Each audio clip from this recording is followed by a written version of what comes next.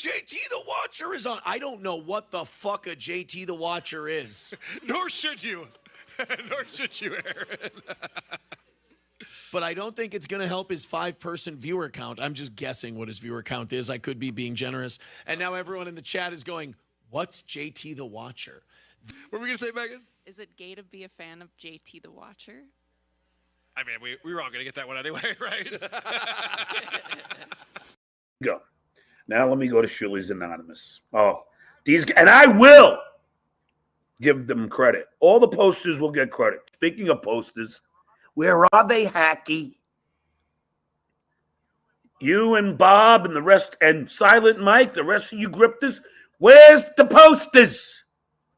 First of all, who would have fuck would want a signed poster from all these losers? Jesus. Yes, where are the posters? We will find out by the end of tonight, hopefully. Well, before we begin, as always, please like and subscribe. supertip.gg/JT is available. Follow me on X at JT the Watcher and email jtthewatcher@gmail.com. There are memberships on the channel. They start at $1.99 and you get everything. And next week we probably will do another members only stream. Not sure what we're going to be covering, but going to do another members only stream for everybody out there. So yeah, become a member if you're into it. And also, we do play a lot of videos on this channel that you can also find anywhere on YouTube. And to make it easier, I created a playlist on my channel. You go to playlist, scroll down to date night content, I believe it's called. And there you will find every video that we play here on date night that you can find on YouTube in its entirety if you're into that kind of stuff. And also, speaking of memberships, there is a special higher tier. We call this the Watchers, aka the real ones, the ones that help keep the lights on here. And as part of being a watcher, you get a special shout out at the beginning of every show. So, without further ado, here's tonight's roll call. Darth Nugs, Trigger, Kinky Loco, Tuki's Sock Account, Hunter Duke, Flashy Vic, Diana Sclan 712, Captain Deadful, WSX 1776, It's Hawkey, Bick Bickerson, Easy 123, Dabble Tim, Arcona, Mistress Meg. And thank you all for being a watcher and a real one. Much appreciated to all of you. And speaking of memberships and stuff like that, thanks for to Mars, who just became a member about a minute ago. Thank you very much, Mars. Glad you're here. You can find a lot of membership. Well, I have some members only videos. We're building the archive here. You can find a lot of stuff from Hackmania that are freely available if you're a member. Under members only tab, and you got I, it's like a whole members only video section. You can find that stuff in. Also, Mars gifted 5 memberships. Oh, look at that! Thank you very much, Mars. I much appreciate that. And like I said, next weekend, we'll do a members only show. Not sure what we're gonna cover, but definitely be something worthwhile. I'll tell you that. And let me just make sure we're all through here. Da da da. I see Uno is celebrating 1 month of membership. Thank you very much for being a member. I see Uno. Um, do, do, do, do, do.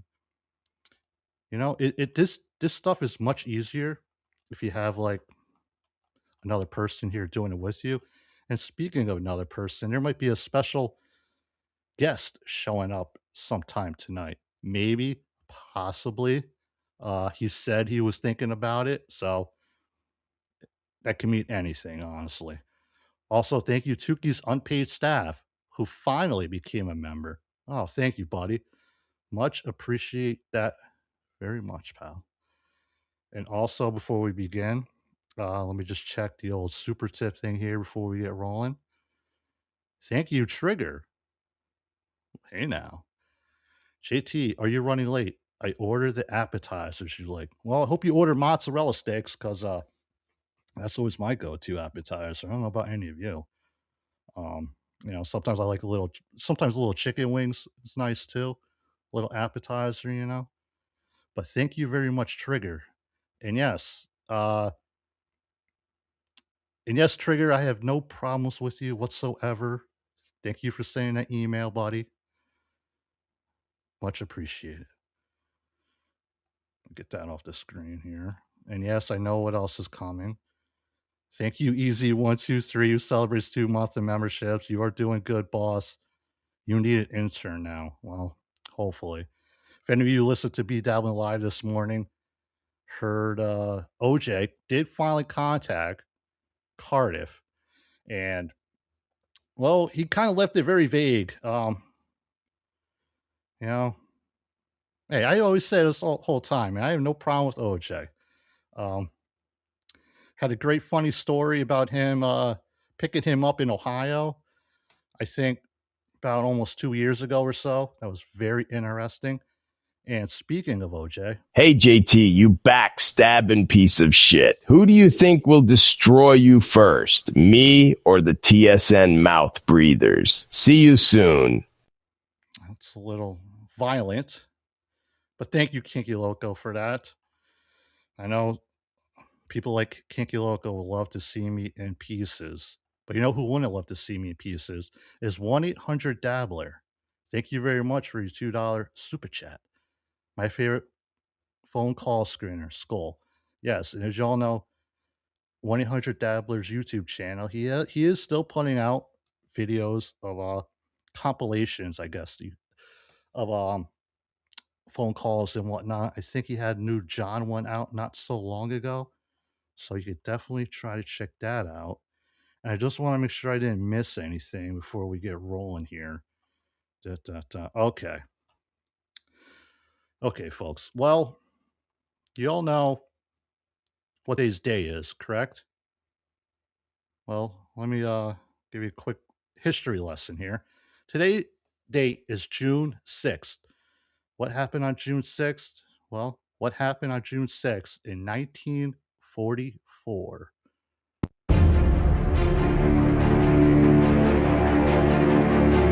Soldiers, sailors, and airmen, you are about to embark upon the great crusade toward which we have striven these many months. The eyes of the world are upon you. The hopes and prayers of liberty-loving people everywhere march with you. In company with our brave allies and brothers in arms on other fronts, you will bring about the destruction of the German war machine, the elimination of Nazi tyranny over the oppressed peoples of Europe, and security for ourselves in a free world. Your task will not be an easy one. Your enemy is well-trained, well-equipped, and battle-hardened. But this is the year 1944. The free men of the world are marching together to victory. I have full confidence in your courage, devotion to duty, and skill in battle. We will accept nothing less than full victory. Good luck, and let us all beseech the blessing of Almighty God upon this great and noble undertaking. Ladies and gentlemen, the President of the United States. My fellow Americans, in this poignant hour, I ask you to join with me in prayer.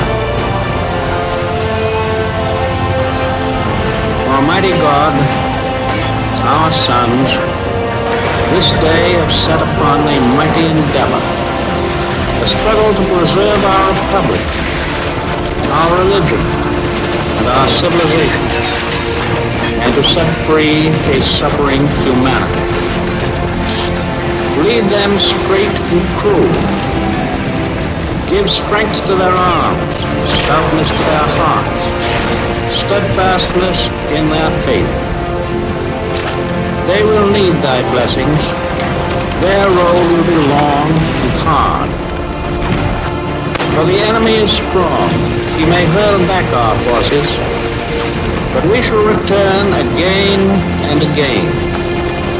And we know that by thy grace and by the righteousness of our cause, our sons will triumph. Help us, Almighty God, in this hour of great sacrifice.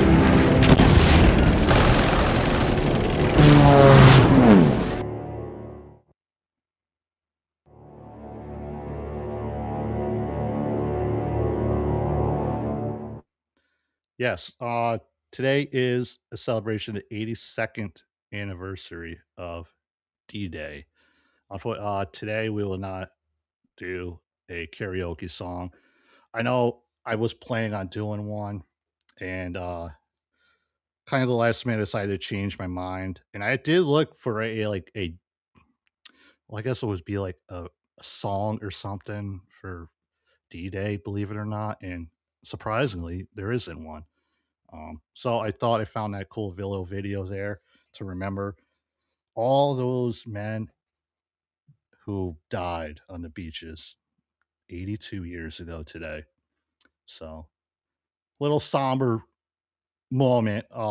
Sorry if that was a little bit of a downer, but thought it would be interesting. Also today, well, today we go back in time to May of 2023. Last we knew, where we did about 2 weeks ago, we left off. Chad was running rampant as he was no longer allowed on MLC, and he was going a little crazy back then. And Tukey had just arrived on the scene and was becoming the hit of the dabbleverse back then. We pick up today on May 13th, 2023, in a town called Pottstown, Pennsylvania. Now, during the beginning of the show, I noticed this chat from a special dabbler, Darth Nugs, my man. Not only was I at Pottsville, that was Pottstown. Regardless. But that same day, I bought an old shitty house that was a nightmare since day one. I did not know Darth Nugs was at the Pottstown debacle, the Postergate fiasco. Interesting, man. Please, I wish I would have known, man. I could have see if you would have wanted to join or something tonight. Maybe next time, dude. Definitely. But I'm sure I know there were probably might have been a few other of you who were there. I'm not sure. Oh, man, fucking Christ. God damn it. If it's not one thing, it's another. Hold on a second. Let me get that. Blah, blah, blah. All right. Sorry, folks. It's a shit show. I live here and get them confused. Okay, so it was Pottstown. I know Dark Nug is from that general geographical area. So that's cool. Yes, today we're going to talk a lot about Pottstown and stuff like that.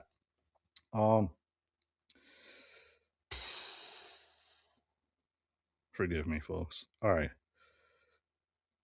Today we're going to start off with he's not here yet, so don't worry. He might show up. I'm not going to say who. You might have saw him maybe 2 nights ago on BeDabblin Live's channel, but he has yet to make his appearance here tonight. But once he does, if he does show up, I will, of course, let you all know. But we're going to begin tonight with BeDabblin Live episode. Why is this not working? Okay. I really need another set of eyes and hands for what I don't know. BeDabblin Live episode 29.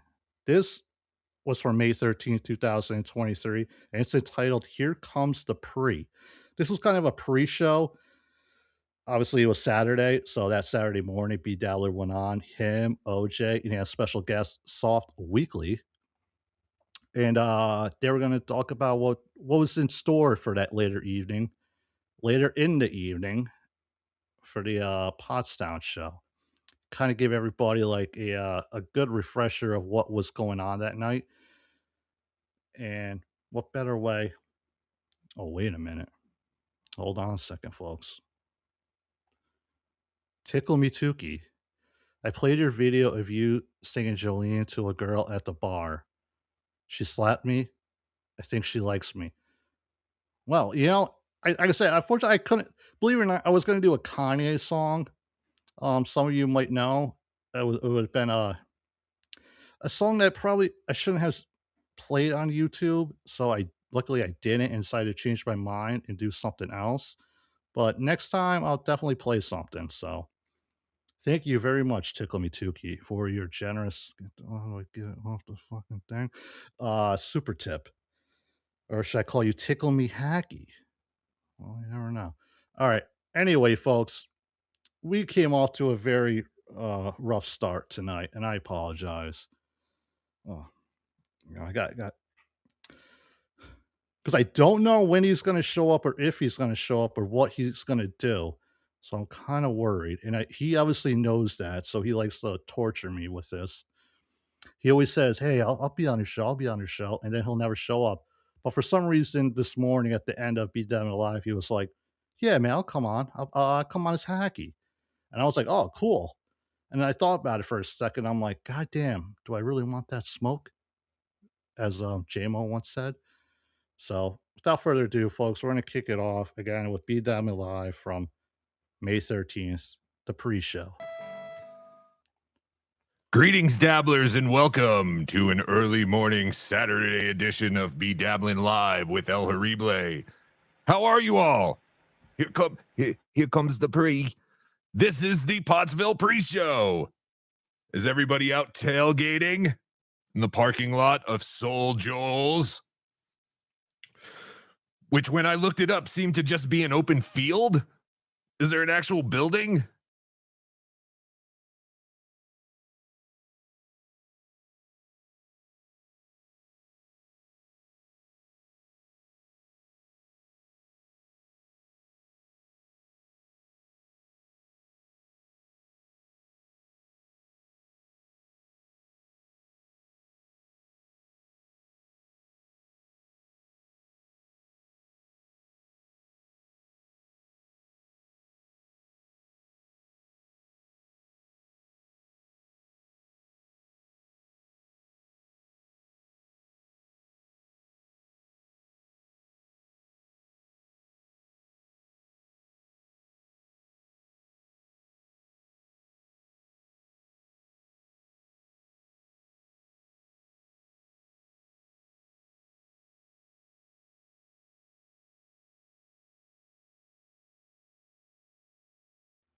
I know.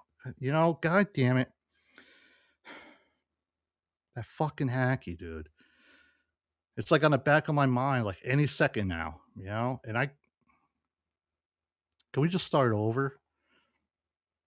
I think. I don't know. There's only a few people watching anyway, so it doesn't really matter. All right. So, what I was going to say was this event took place at a comedy club called Soul Joe's in Pottstown, Pennsylvania. It had like a ballroom they were gonna perform in. It was basically the cast of the Uncle Rico show, Shuley, Mike Morris, and Bob Levy at the time, as well as special guest Perry Caravello. He was like the main attraction. He was the big get for that evening. There was also appearances from Cumia, Casey Armstrong, Vince the Lawyer, High Pitch Eric, Cardiff Electric, and Ray DeVito. From those people, we will hear from some of them later this evening as they call in with their accounts of the show. We also hear from some people that were attended the show and hear their accounts of it all. So that's what we got for you all tonight. And I apologize for that mutant thing. It's a shit show. What can I say? Is this show outside? No. All the pictures of Soul Joel's, all their shows are outside. And I would suggest to anyone going to Pottsville, live stream something. That's how El Horrible got so famous, by live streaming DabbleCon. With me, as always, today is OJ, Obnoxious John. Obnoxious John, how are you? Very good. How are you this morning? I assume you were on your way to Pottsville or Pottstown. Why do I keep calling it Pottsville? Pottsville. Where is? Everybody got it mixed up at the time. Even Dark Nugs today, 3 years later, still get it mixed up. This place. Yeah, I've never heard of it until this event. So El Horrible has played a ska punk show in Pottsville. And I remember back in the day, it's outside Philadelphia. It's in Wawa land. Everyone go to Wawa. Are you sure it's Pottsville or Pottstown? God damn it. I keep calling it Pottsville. What a know-nothing city. It's not a city. It's a town, suburb of Philadelphia. Yes, Pottstown, right? Yeah. Okay. But yes, everyone's excited about Pottstown tonight. Cardiff Electric is there. I know he posted a picture on Instagram of some nuclear power plant silo things. If you notice, El Horrible is wearing a Church of Scientology t-shirt. Now, how many of you back at this time, all them years ago, remember, I guess you could call him a dabbler, Zero Dark Tony? He was very much into the whole Church of Scientology thing, and he dipped his toe into the dabbleverse a little bit back then. But yeah, so Ray, everyone go check out Ray DeVito tonight. Who else is on this show? Perry Caravello, who is a extremely mentally handicapped man that apparently people put on screen and everyone fucks with him, and it's great. And then there's another guy. Who is this Tony Hawk impersonator? Is he a stand-up? No, he's just somebody that I'm not sure the genesis of how he actually got involved with Perry, but yeah, I think he was a fan of Perry's, went over there and pretended to be Tony Hawk. And these people flew out from California for this. How are they paying? How is this all? I don't understand. But they had to have paid. I mean, Shuley had to have paid them. Of course. So they're making some. I'm assuming they're making some decent money off of this trip. Yeah. And then KC, who has said that he hasn't done stand-up in quite some time. Jared Merrick saying that his name is Phony Hawk. That's what they used to call him, Phony Hawk. Okay. R.I.P. Jared. But again, is he a comedian or is he's an improv guy?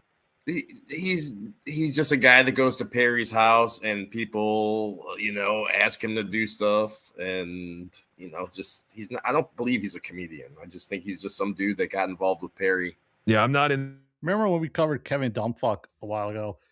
Kevin was a big Perry guy. He was the guy who would always choose to watch Perry Caravello over Stuttering John stuff. I personally never really got into the whole Perry Caravello thing. I know a lot of dabblers sure have, but he was somebody I checked him out time to time. For me, it was always like I couldn't tell if he was acting or if he was legit. I don't know. It just wasn't for me. In the Perry world, because I'm not into it. I used to be when Windy City Heat and all that shit was happening. It was great, but recently it's just become. Yes, the guy in the top right is Soft Weekly. He did a show. He did a show kind of like ripping on Aaron Amholt. He is also the creator of BeggyMonster.com, which is I literally asked him this like 2 days ago, what is BeggyMonster.com? And he didn't really give me a clear answer. He told me like I was an idiot for asking. I should already know. But I believe it's his like version of Super Tip. It's a legit website, folks. You can feel free to go check it out yourselves. I'm kind of crazy.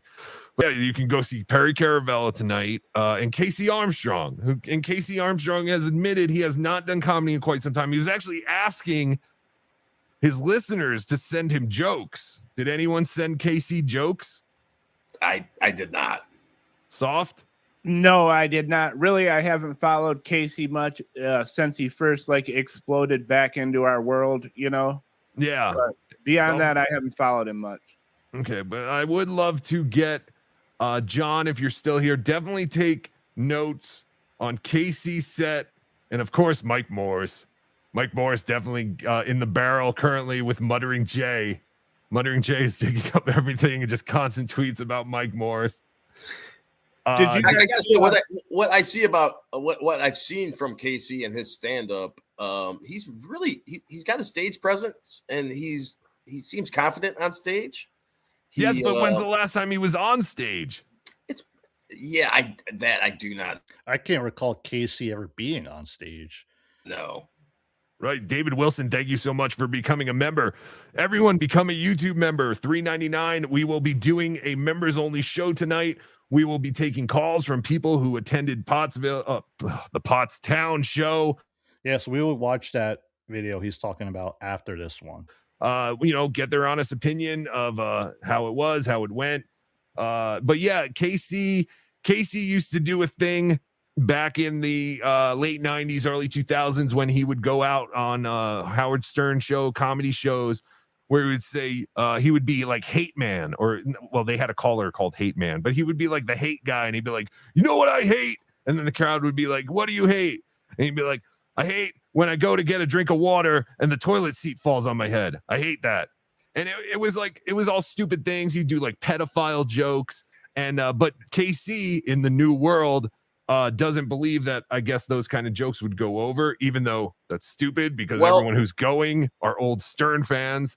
And I gotta Casey- say, I've been in touch with Casey. I talk to him every once in a while, and I let him know that his audience are not a woke audience. He's been mentioning that word woke a lot. I said, hey, look, don't worry about that. You don't have to worry. This is not the audience. You have to worry about that. Was OJ writing jokes for KC?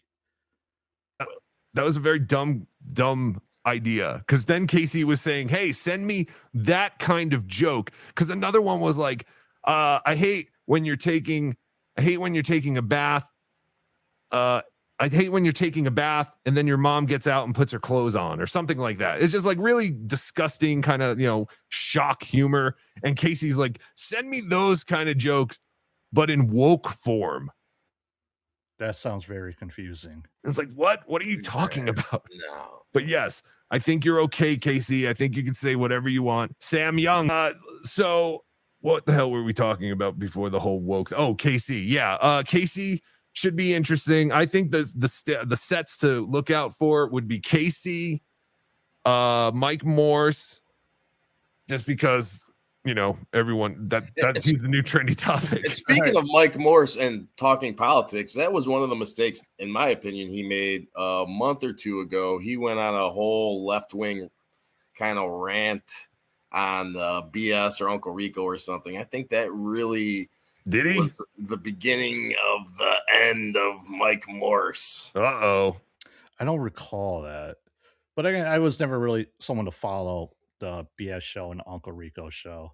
If a tree falls in the woods but no one's around, does it make a sound?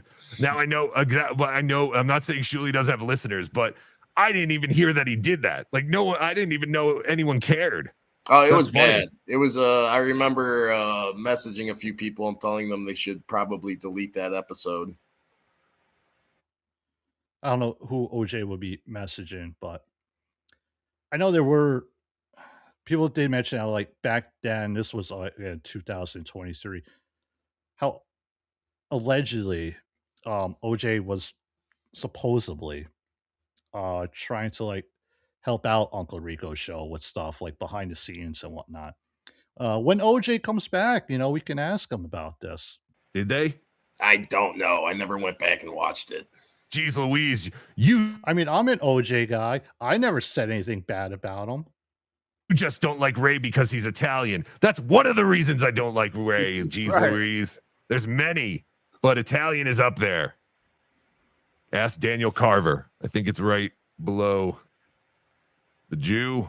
No, I don't remember. I don't know. I remember his list from Butt Bongo Fiesta. But hey, when I'm looking back and forth, I'm paying attention to you guys. I got what everyone is watching on one screen, and then I got us live on the other. So very I'm not cool. doing something else. I'm paying attention. Oh no, I don't care. No, dude, I don't care. You can do your taxes for all I care while you're in this. Just trying to interact with the chat a little too, Oh, look at OJ. Yes, please. Yes. I think that's our biggest flaw, is that I don't interact with the chat enough because I'm so focused on everything else and trying to keep the show moving. But yes, OJ now has ability to do video. So we will be stealing Melton's statistic thing, and OJ will have it in his thing. Yes, we are stealing from you, Melton. What he's referring to is, at the time, they're using StreamYard to do their show on YouTube, but OJ is using OBS and then connecting that to his StreamYard, I guess, avatar or his box on the screen, so he can then play videos and stuff like that. I'm a big fan of OBS. I prefer that over EV-Monks, which is what I'm currently using now. But unfortunately, if you're just using OBS, you can't do stuff like put up super chats like this easily. With EV-Monks, it's very easy to do this. And thank you, Tuki's unpaid staff, for your $2 Canadian. I believe in you, JT. Well, thank you very much, man. And I believe in you also. If I could get rid of that. As well as do this. Zombie 247 or 24/7 for your 2 Europeans. Sending love, brother. Thank you for your service. Well, no, thank you, Zombie, for your generous super chat. Whoops, I didn't. Pits and pieces, yes. The wars have begun. Dun, dun, dun. Yes, caller, you're on the air. Hey, BeDabbler. All right, I wanted to leave this part in. I don't know how many of you guys remember a special caller named Rusty. He was my favorite caller. Unfortunately, he doesn't call in anymore, and I'm curious as to like who. Well, I don't really care like who he was, but I just wish he would call in more. And if for those of you that remember Rusty, you will enjoy this as much as I did. This is Rusty. Hi, Rusty. How are you? We haven't heard from I you in a just week. love. Oh yeah, I just love this dabbleverse thing. I'm kind of late to the game, but I just wanted to let everyone know I've got some little known facts about John that I wanted to share. Like, did you know that his nickname was Stuttering John because he stutters? Yes, I actually did know that, but I go deep into the dabbleverse. Some people might not have known that. What else, Rusty? Yeah, I didn't know that because, he doesn't seem to stutter. I think it's put on myself. But, did you know that John, he didn't write the stupid questions that he asked celebrities? Well, yes, I go deep. So yes, I did know that John didn't write those questions. Actually, Jackie and Fred and Howard wrote those questions. Did you know that Jay Leno didn't know that when he hired John? Yeah, that's kind of what I was going to say. Do you think that John knew he was a lying fraud for representing that he wrote him? Or was it his fragile ego that warped reality and he truly believes it? Chris Adams says these are great John facts. Yes, they are great John facts. I personally think that John, much like someone who lies on their resume, thought, Kinky Local, this might be Dylan from somewhere. If it is, please find out and tell him to keep calling in as Rusty. I enjoyed it. You know what? I'm talented. I'm funny. There's no need to tell these people that I didn't write those jokes. I'm sure that my new writing on this show will show them just what an awesome comedian I am, and they'll never even question whether I wrote those jokes. It blew up in his face, and they immediately knew that he did not write those jokes. Yeah, his writing kind of proved that he's not a writer, as in one too many. And he even admits on the commentary track that it's right. Okay, now that you mentioned Dylan from somewhere, I could kind of see it, but we have no confirmation yet, though. Wife wrote a lot of the movie, not him. That is a fantastic fact. Speaking of the wife, did you know that John's wife's name is actually Susanna and not Susanner? All right, you got me. That one I did not know. I always thought her name was Susanner. Rusty, this is tremendous. Yeah, legal name, no R. Very surprising to me. That is crazy. Did you know that Turlet also doesn't have an R? Really? That's really... Wow. Thank you so much for your call, Rusty. Will you be in Pottstown tonight? I just got a few more. I've just got a few more John facts. Okay, please. Did you know that John has a podcast and he hasn't done an episode since November? Yeah, well, literally since Halloween. Halloween was the last episode of John. He might be doing like a Richard Christie impression. There was also another caller that somebody was able to do a Gary the Retard impression, and it was pretty. I don't know if anybody remembers him, but he called in a lot. Like, I think way back when maybe like 2 years ago, I think was the last time he called in. But this guy did a good Gary the Retard impression, and unfortunately, like, I had no clue who it actually is. They haven't called in with that in a while. John's podcast, because the next day was November 1st and everyone got charged, but John never showed up again. Yes, Charged do know for that. a Three Stooges episode, nonetheless. Yeah, because remember at this time, John took his hiatus in the beginning of November of 22. And at the time of this here in May of 23, John has yet to return. So they're referring to the time when he pretty much screwed all his patrons out of another month of memberships with no content. Right. That's what John played a Three Stooges episode instead of actually doing a podcast. But he never appeared, right? He never appeared, no. Okay, yeah. His last appearance was literally Halloween. These are great facts, Rusty. Do you have one or two more before I hang up on you? Oh, I've got a lot more. Yeah, John's movie, One Too Many, was distributed by the same National Lampoon who made the Vacation movies. Wow, well, not the same. It was sold several times over to some disreputable people, but it was the same franchise. That's tremendous. That is incredible that National Lampoon actually saw this and said, hey, we want to slap our name on this movie. It's National Lampoon's Improved. That must be what you're telling me, that National Lampoon saw this movie and said, we need to slap our name on this.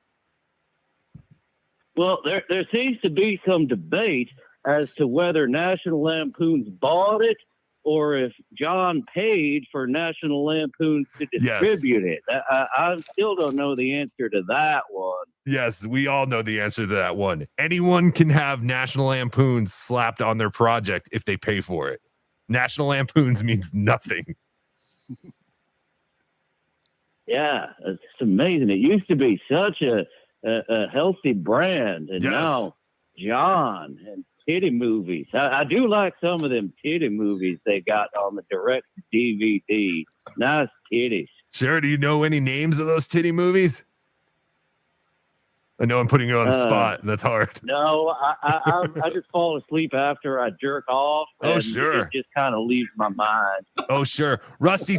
I think many people can relate to Rusty with that. Thank you for the call. I'm going to go. I'm going to let you go. Thank you for being a beloved chatter. I just have a few more John facts. I'll just keep going. Okay, please. Rusty, real quick. I don't know if Rusty can hear me. Cut Rusty off for a second, real quick. Rusty, I got to give a shout out. I got to give a shout out to Lil Lemmy and everybody over in that crew. They're doing they're rating your Twitch channel. Oh, wow. Thank you.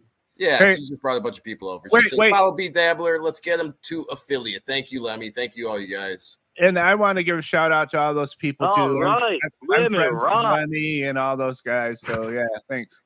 Yes, thank you to Little Lemmy and all those people. Rusty, what were you saying before I muted you for a second? Back then, at this time, Lemmy would I think this was a lot of people were introduced to Little Lemmy and Granny, come to find out. But yeah, she would pretty much raid his BeDabbler's Twitch channel. BeDabbler no longer uses that Twitch channel. I know Cardiff, I think, has a Twitch and a Kick and a Rumble and his YouTube. And unfortunately, Kick and Twitch, he might get one person watching, if that, a show. But I mean, I think a lot of people just kind of gave up on the whole Twitch thing. Lemmy, he's awesome. I love him in Motorhead. No. This is a girl. This is Little Lemmy. She's delightful. She is one of my beloved chatters. She's wonderful. She does it's Lemmy's daughter. It could be Lemmy's daughter. I don't know. She's very cool. She does streams on the weekends, early mornings. She's an early bird like El Horrible, and she goes on and hangs out with people. They listen to music. She's wonderful. Everyone go follow Little Lemmy on Twitter. She has been there since day one. On Twitch. El Horrible. On Twitch also. What did I say? You said Twitter. Oh, yeah, Twitter. I meant Twitch. Twitch is where she wants to follow. It's funny he said that about Lemmy from Motorhead, because when we first became aware of Lemmy, she was modding Steel Toes' channel, and she dipped her toes into the podcast war, so to speak. And I posted a picture of the Ace of Spades cover, and I was like, "This is the only Lemmy that matters." Shut the fuck up! How dare you, you monster! Good one, soft. Yeah, Kiki Loco. I'm good friends with her now, or as much as you are on the internet. I like Little Lemmy and all those people over there. They're good eggs. Yes, I like Little Lemmy as well. Kinky Loco. Dang Lizard saying, pretty sure that's Dylan from somewhere. If it is, tell him to keep calling in, man. We miss Rusty. Rest in piss, Taco Tico. Are all the Taco Ticos gone? Oh, Taco Tico. They still have them in gas stations. And I've got my van. I'll just, stay overnight. I did sell the van, but I bought it back. It has the toilet in it. Oh, so sure. I could just sleep and shit in the parking lots of Taco Tico again. You can eat. Those were good days. You can eat while you're shitting and literally just have it continuously going in and coming out and going in and coming out. I actually did go to a Taco Tico. Yeah, it's just a few moments. It's like just instantaneous. I put it in my mouth. I swallow. And then, it's just real quick. The poop comes right on out. Yes. It's very funny. I actually did go to a Taco Tico on my drive from the East Coast over. I never heard of a Taco Tico.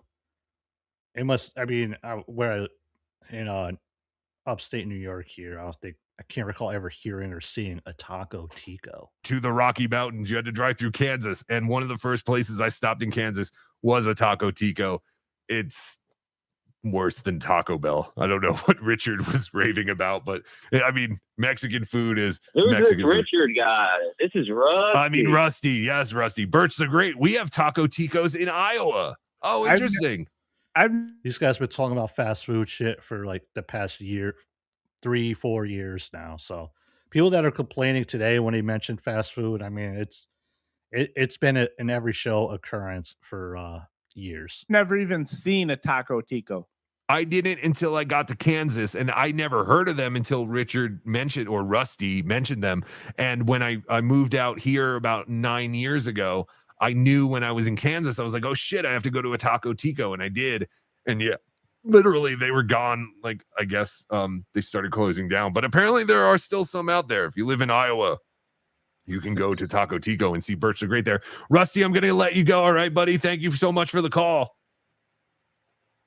Okay, thank you, BeDabbler. But did you know that John had a role in Tony and Tina's wedding dinner theater? Yes, I did. And he's actually, I think he was one of the guys who got the guy who was making out with Fred's wife every night. He got him onto the Stern Show to have that confrontation. But yes, he was in Tony and Tina's wedding. Oh, I see you already know the little known fact that John got Fred Norris's wife on Tony and Tina's wedding too. Yes. Yeah, not a lot of people know that. You are right. You are correct. You are a knowledgeable, beloved chatter.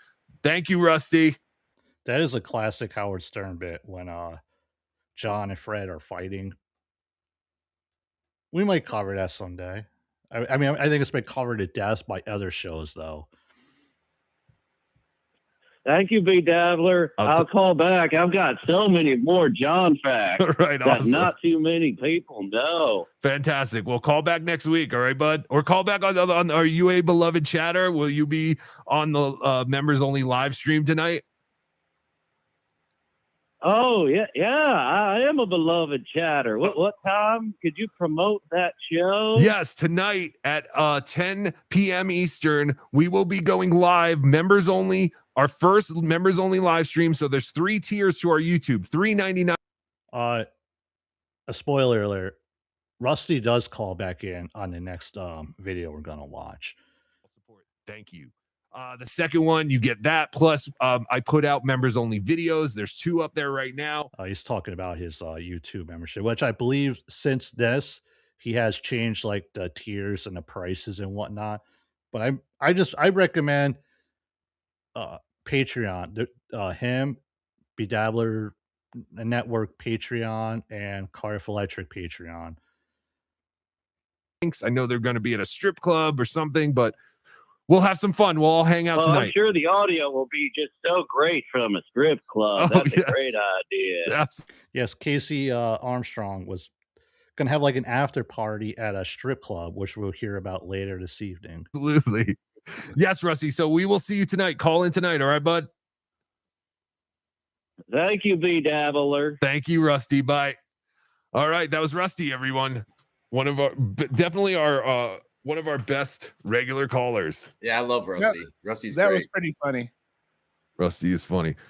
So I don't think you have to worry about that. Yes, caller, you're on the air. Hello. Ooh. Check. Oh, hi. Hi, who's this? Curtis Electric. Oh, Cardiff, how are you? Hey, it's Curtis. Hey, how's it going, guys? Good. What are you doing? You're in Pottstown, right? I don't think this is the real Cardiff Electric calling in. Yeah, I just finished making love. Oh, who did you make love to? I made love to Ray DeVito. That is ridiculous. I didn't know you. I knew Ray DeVito was a homosexual, but I didn't know you were a homosexual, Cardiff. Congratulations. Well, also, I wanted to say, I got a good look at Brian Johnson's girlfriend, and her face kind of looks like, let's just say mine. Looks like a potato? Oh, that is horrible. How dare you? I don't think that was the real Cardiff Electric. It sounded like him. No, it's ridiculous. All right, so let's go back to is John finally embarrassed about something? We'll do this really quick. So like I said, we're not going to play the whole movie. We're not going to do anything like that. We're not even going to cover the movie really. What they end up doing the rest of the show is they cover like an old John video. But that's not why we're here. We're here for the Pottstown debacle, the posters. But we're going to skip ahead till later this same evening. Let me hit that button, find this show, open that, get that ready. Okay. Perfect. All right. Get rid of that, show that. Boom, there, hit that. All right. So this was later the same evening, May 13th, 2023. This was the BeDabblin Live Pottstown wrap up post show. And as you can see, he has OJ back with him and a very special guest, Ray DeVito Sr., aka Carlos Danger, aka Insufferable Bastards himself, aka he was watching this current show earlier this evening, and he did happen to mention to me yesterday. He told me, reminded me about Ray's pink blanket, which we'll hear about later this evening. This is the first time we all discovered that Ray carries around a pink blanket with him. These guys are going to basically like cover the wrap up show. The great dabbler himself, Bobcat, called in. He was in attendance this evening, and he gives his kind of full report. Bobcat also appeared on WATP this same week and gives a more thorough report of the festivities, which we will cover after this video. And also, Cardiff Electric calls in. I think Ray DeVito pops in too, and they give a kind of a good rundown of what happened this evening. So, without further ado, greetings, dabblers, and welcome to the first ever members only live stream. Thank you all for being beloved chatters. And what a night to start it on. Holy crap, I was telling Carlos Danger, this is better than election night for me. I keep getting updates from people. I'm following the Shuli's Anonymous Reddit. It's been very interesting tonight. Ray DeVito Sr., how are you? Taking a shit. Thank you. All right. yes, Ray DeVito Sr. is live from the Ray's family bathroom. And as we all know, Ray's dad, as Ray was growing up, loved taking shits with the door open while Ray was in the shower. That was story told by Ray himself. Well, we will leave you and let you do that. OJ, how are you? I'm doing great. We have a super chat from JT, $5. Hi, OJ. Sorry, I've been too busy watching, liking, and commenting on Nas Redna's videos. Oh, hi, Mitch. What that is in reference to was, okay, there was this guy back, this was what, 2003. You can still find, I believe he still has a channel up. It's called Nas Redna something or other. And he was a dude who early on, I think in like 2022, he interviewed like dabblers. He did El Horrible, I think Corn Diff, and maybe like one or two other people. Definitely an interesting character. If any of you are unaware, you could go back and check that out. I think those interviews might still be up on his channel, but you go check it out and you'll see what I'm saying. Definitely an interesting guy. And Mitch was basically like, yeah, because remember at the time nobody knew who El Horrible was. And he was telling people his name was Mitch, which we all know it was wrong, but it was kind of like a running gimmick there. And he was the first person to interview Rocco. Yeah, that's how like I heard of him, and it's definitely a character. I would say that. So I'll go check him out if you're interested. Thank you, JT. But don't feel like you have to super chat. This is a members only thing. You guys paid to be here, but we my fault. Appreciate this kind of stuff, and but don't feel like obligated. We're gonna hang out with the chat. We're gonna talk to everybody. I could use a few bucks. Sure, I'll give you some bucks. Ray DeVito's dad. Ray's in the shower. I heard Ray needs a nice shower. I heard Ray is bombed from that flop sweat. I heard Ray is tanked. The reports on Twitter are not good thus far. They are. Could be fog of war. Could be fog of war. Yeah, according to everyone that was in attendance, Ray didn't do too good, and we're gonna hear from Ray himself eventually. I heard Ray cut his set short, and he was very proud of himself for doing that. Apparently, it did not go very well for Ray DeVito, but we will get. We do have some boots on the ground. Some people are over there. I do believe John from Win by 2 will be calling us at some point. He's an Italian. He is an Italian. They are known to be liars. Soft Weekly. We just played the video where you were on with El Horrible and OJ the same day. And yes, everyone go check out beggymonster.com.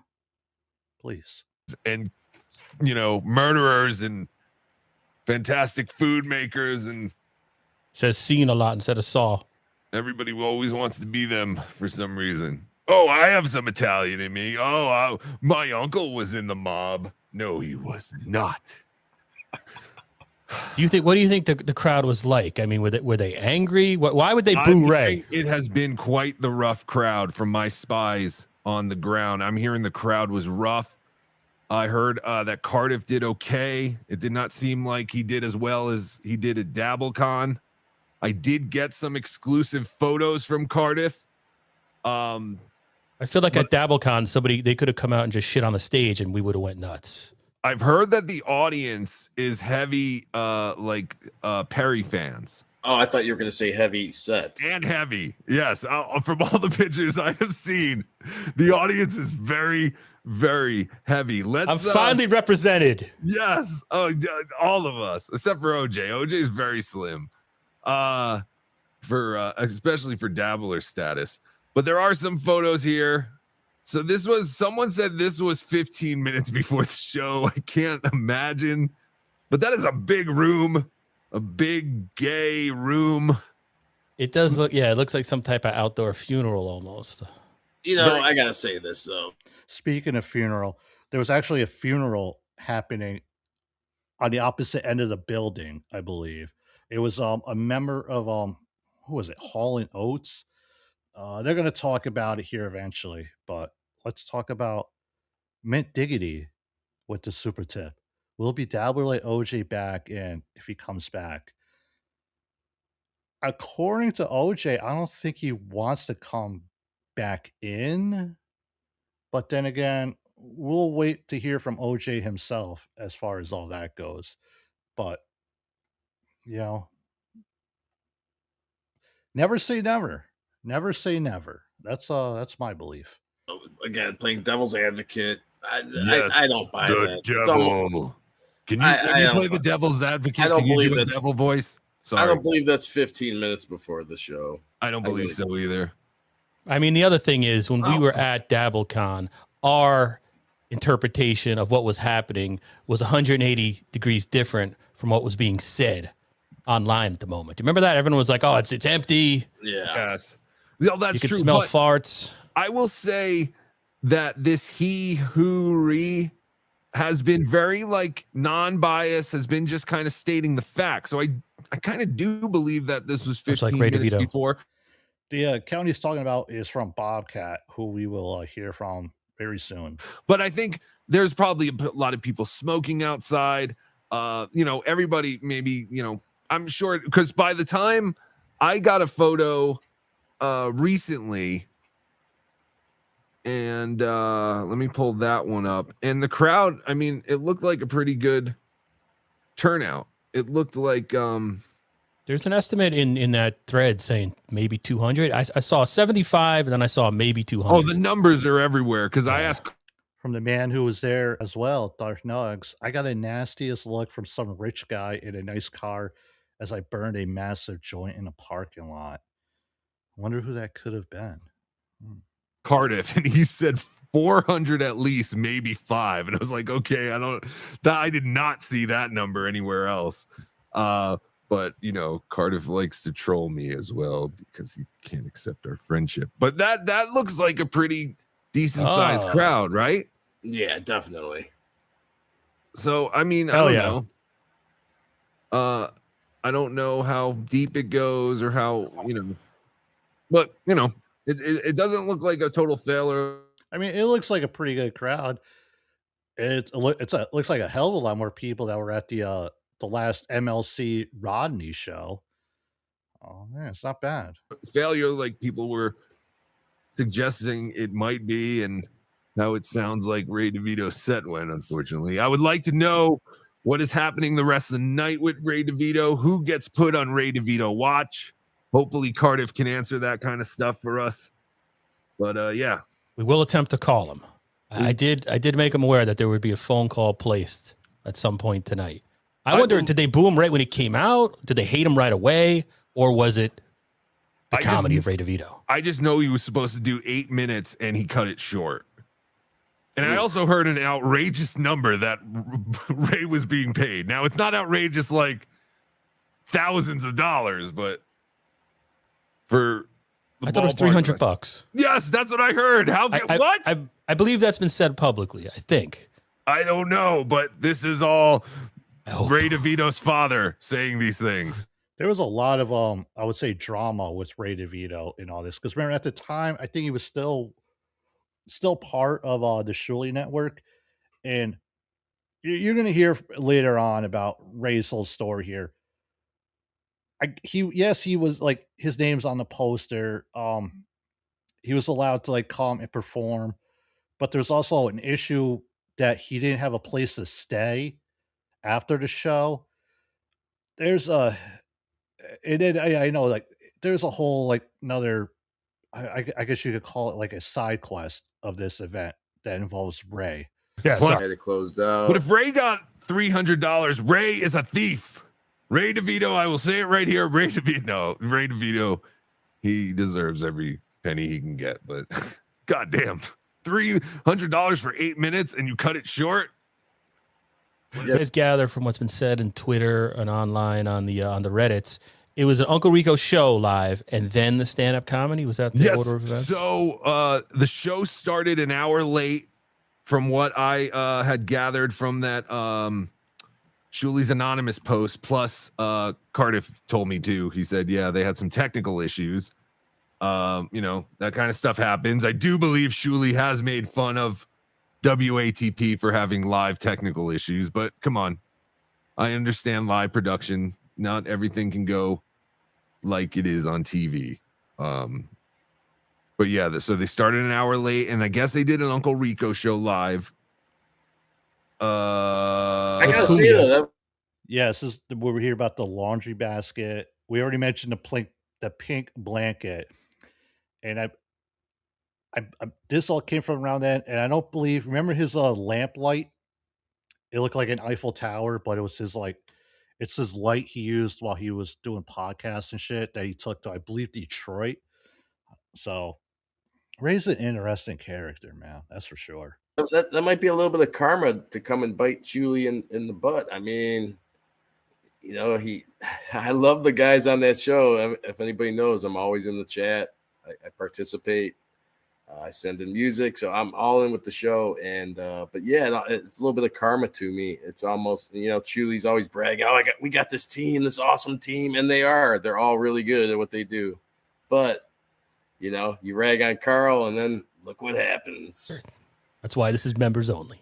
I'm assuming the show is still going on because they OJ was talking about obviously his time watching the Shuli Network and whatnot. In the video that we are watching, it ran like almost 3 hours, and I was able to like cut it down to like an hour. So if I'm gonna try my best to not like pause so much and just ramble on. Started late.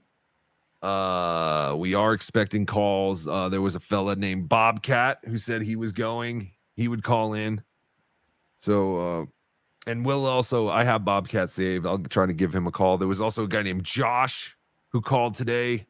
He said he would call in. And then we also have John from Win by 2 Radio. Italian. I'm looking on Twitter. Terry Nee is there. The great Terry Nee is there. And as of 27 minutes ago, Levy was on stage. So I assume he's the closer. I don't know. He closed DabbleCon. Yeah. So yeah. DabbleCon. Beginning Ray DeVito Sr. Yes, Michael Ware. Kumia did show up. I saw a picture of him there. Yeah, so let me share some of my exclusive photos from my spy, who I will not identify. Here he is with Ray DeVito. Oh, that makes me so happy as a father. As you all can tell, that is Cardiff Electric himself in a neck brace with the Spider-Man mask on and wearing his own t-shirt. Don't know how Cardiff hurt his neck, but we wish him all the Ray best. smile. He looks like a little kid. Come on, how can you hate that guy? Leave him alone, trolls. Who was that last night? Hates Ray DeVito. It's just fun. I don't know. To goof on Ray DeVito. I don't know. That chat lit up when Pot Awful showed up on Melton's stream. They were there was targets. They're like, let's kill Ray DeVito. I'll tell you everything you want to know about Chad Zumach. I could hear the smelly erections pop up in that chat. They're looking for targets. I did not see that. I was not there for that. Citizen M was there. Ray DeVito equals tits. JT, sorry, OJ, my bad. Here's a tweet. Again, this is the guy who's there. He hurry.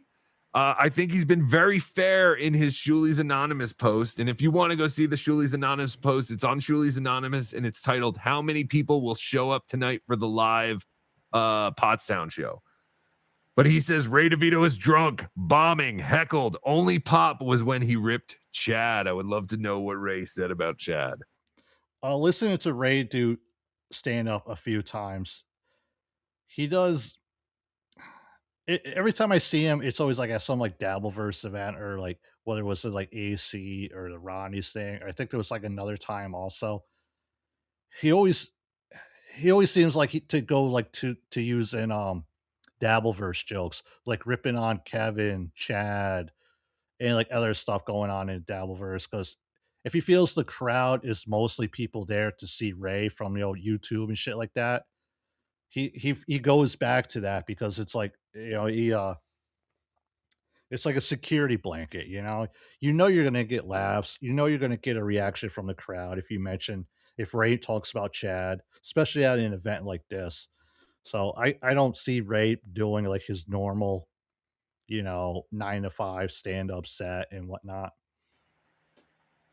I know he was supposedly gonna he wanted to do roast podcasters or podcasts. Levy was saying, who knows if any of that's true. Exclusive pictures, members only pictures from my unidentified spy there in Pottstown. The Chad Zuppet. Somebody just said they were there. They should call in. I was just gonna. So if you were there, call in 973-440-9770. It's scrolling on the bottom. Yeah, definitely call in. Here's a shot of the Chad Zuppet. Cardiff, Levy, nice. Shuli, Kumia, and some lesbian. The most hated man on the internet in less than 36 hours. Oh, I'm sorry. That is Mike Morris. I'm sorry. Yes, you're correct. Look at I can't remember what was going on at the time where they were all kind of like ragging on Mike Morse. Everyone. Because remember, BeDabblin, he had a thing where he had like a paper plate and he had like he would like have like the middle part like queued out, and he would have his mouth in there. He would call it like Mike Moore's jokes or some shit like that. I can't remember. And having a blast. It's big gay wedding with a giant screen behind them. I think. How did Cardiff Electric do, please? I heard Cardiff did okay. From Cardiff himself. He said he did okay. He said it's a very heavy Perry crowd. So it's not like the WATP world where, people, love and adore him. He said that he thinks most of the crowd thought that the Walmart on Del Mabry bit was his, like he wrote it. So I'm assuming he did that as his closer, and it did not go over too well. Oh, that's great. Yeah, but he sounds like he's having a good time. But yeah, I don't think it went as well as he would have hoped. Once the show started, it was Shuli came out and like pretty much told everyone to shut up and behave. Yeah, damn that picture, jeez. Hello. But I'm just wondering, it kind of turned the crowd against the performers, because basically, Shuli kind of came out and shushed and shamed us all. Right. I'm wondering if that's the same type of thing that might have happened here. I don't know. Can you see my marker by any chance? Yeah. I see it. I don't know if I believe that's Vin. You see, he's pointing at Vince the lawyer to the right of Perry. And you can tell that's Lady KB, as we all know, with Perry himself. And Teamster Tim to the left of KB, Lady KB. Right? Or Vince. I think that's him there. I can't tell you for sure. I know that's Perry's guy. And, I thought that was what's his name? Teamster Tim. Oh, is it? I thought it's not, it must not be. I don't know. I thought that was the guy. Maybe it's not Perry's guy. I have no idea who that is then. I thought that was one of Perry's crew. I met Teamster Tim last month in New York, and he gave me a sticker saying it said what the fuck? Cankle Gang or something like that. Obviously it was in reference to Lady KB, but he had like stickers made of it.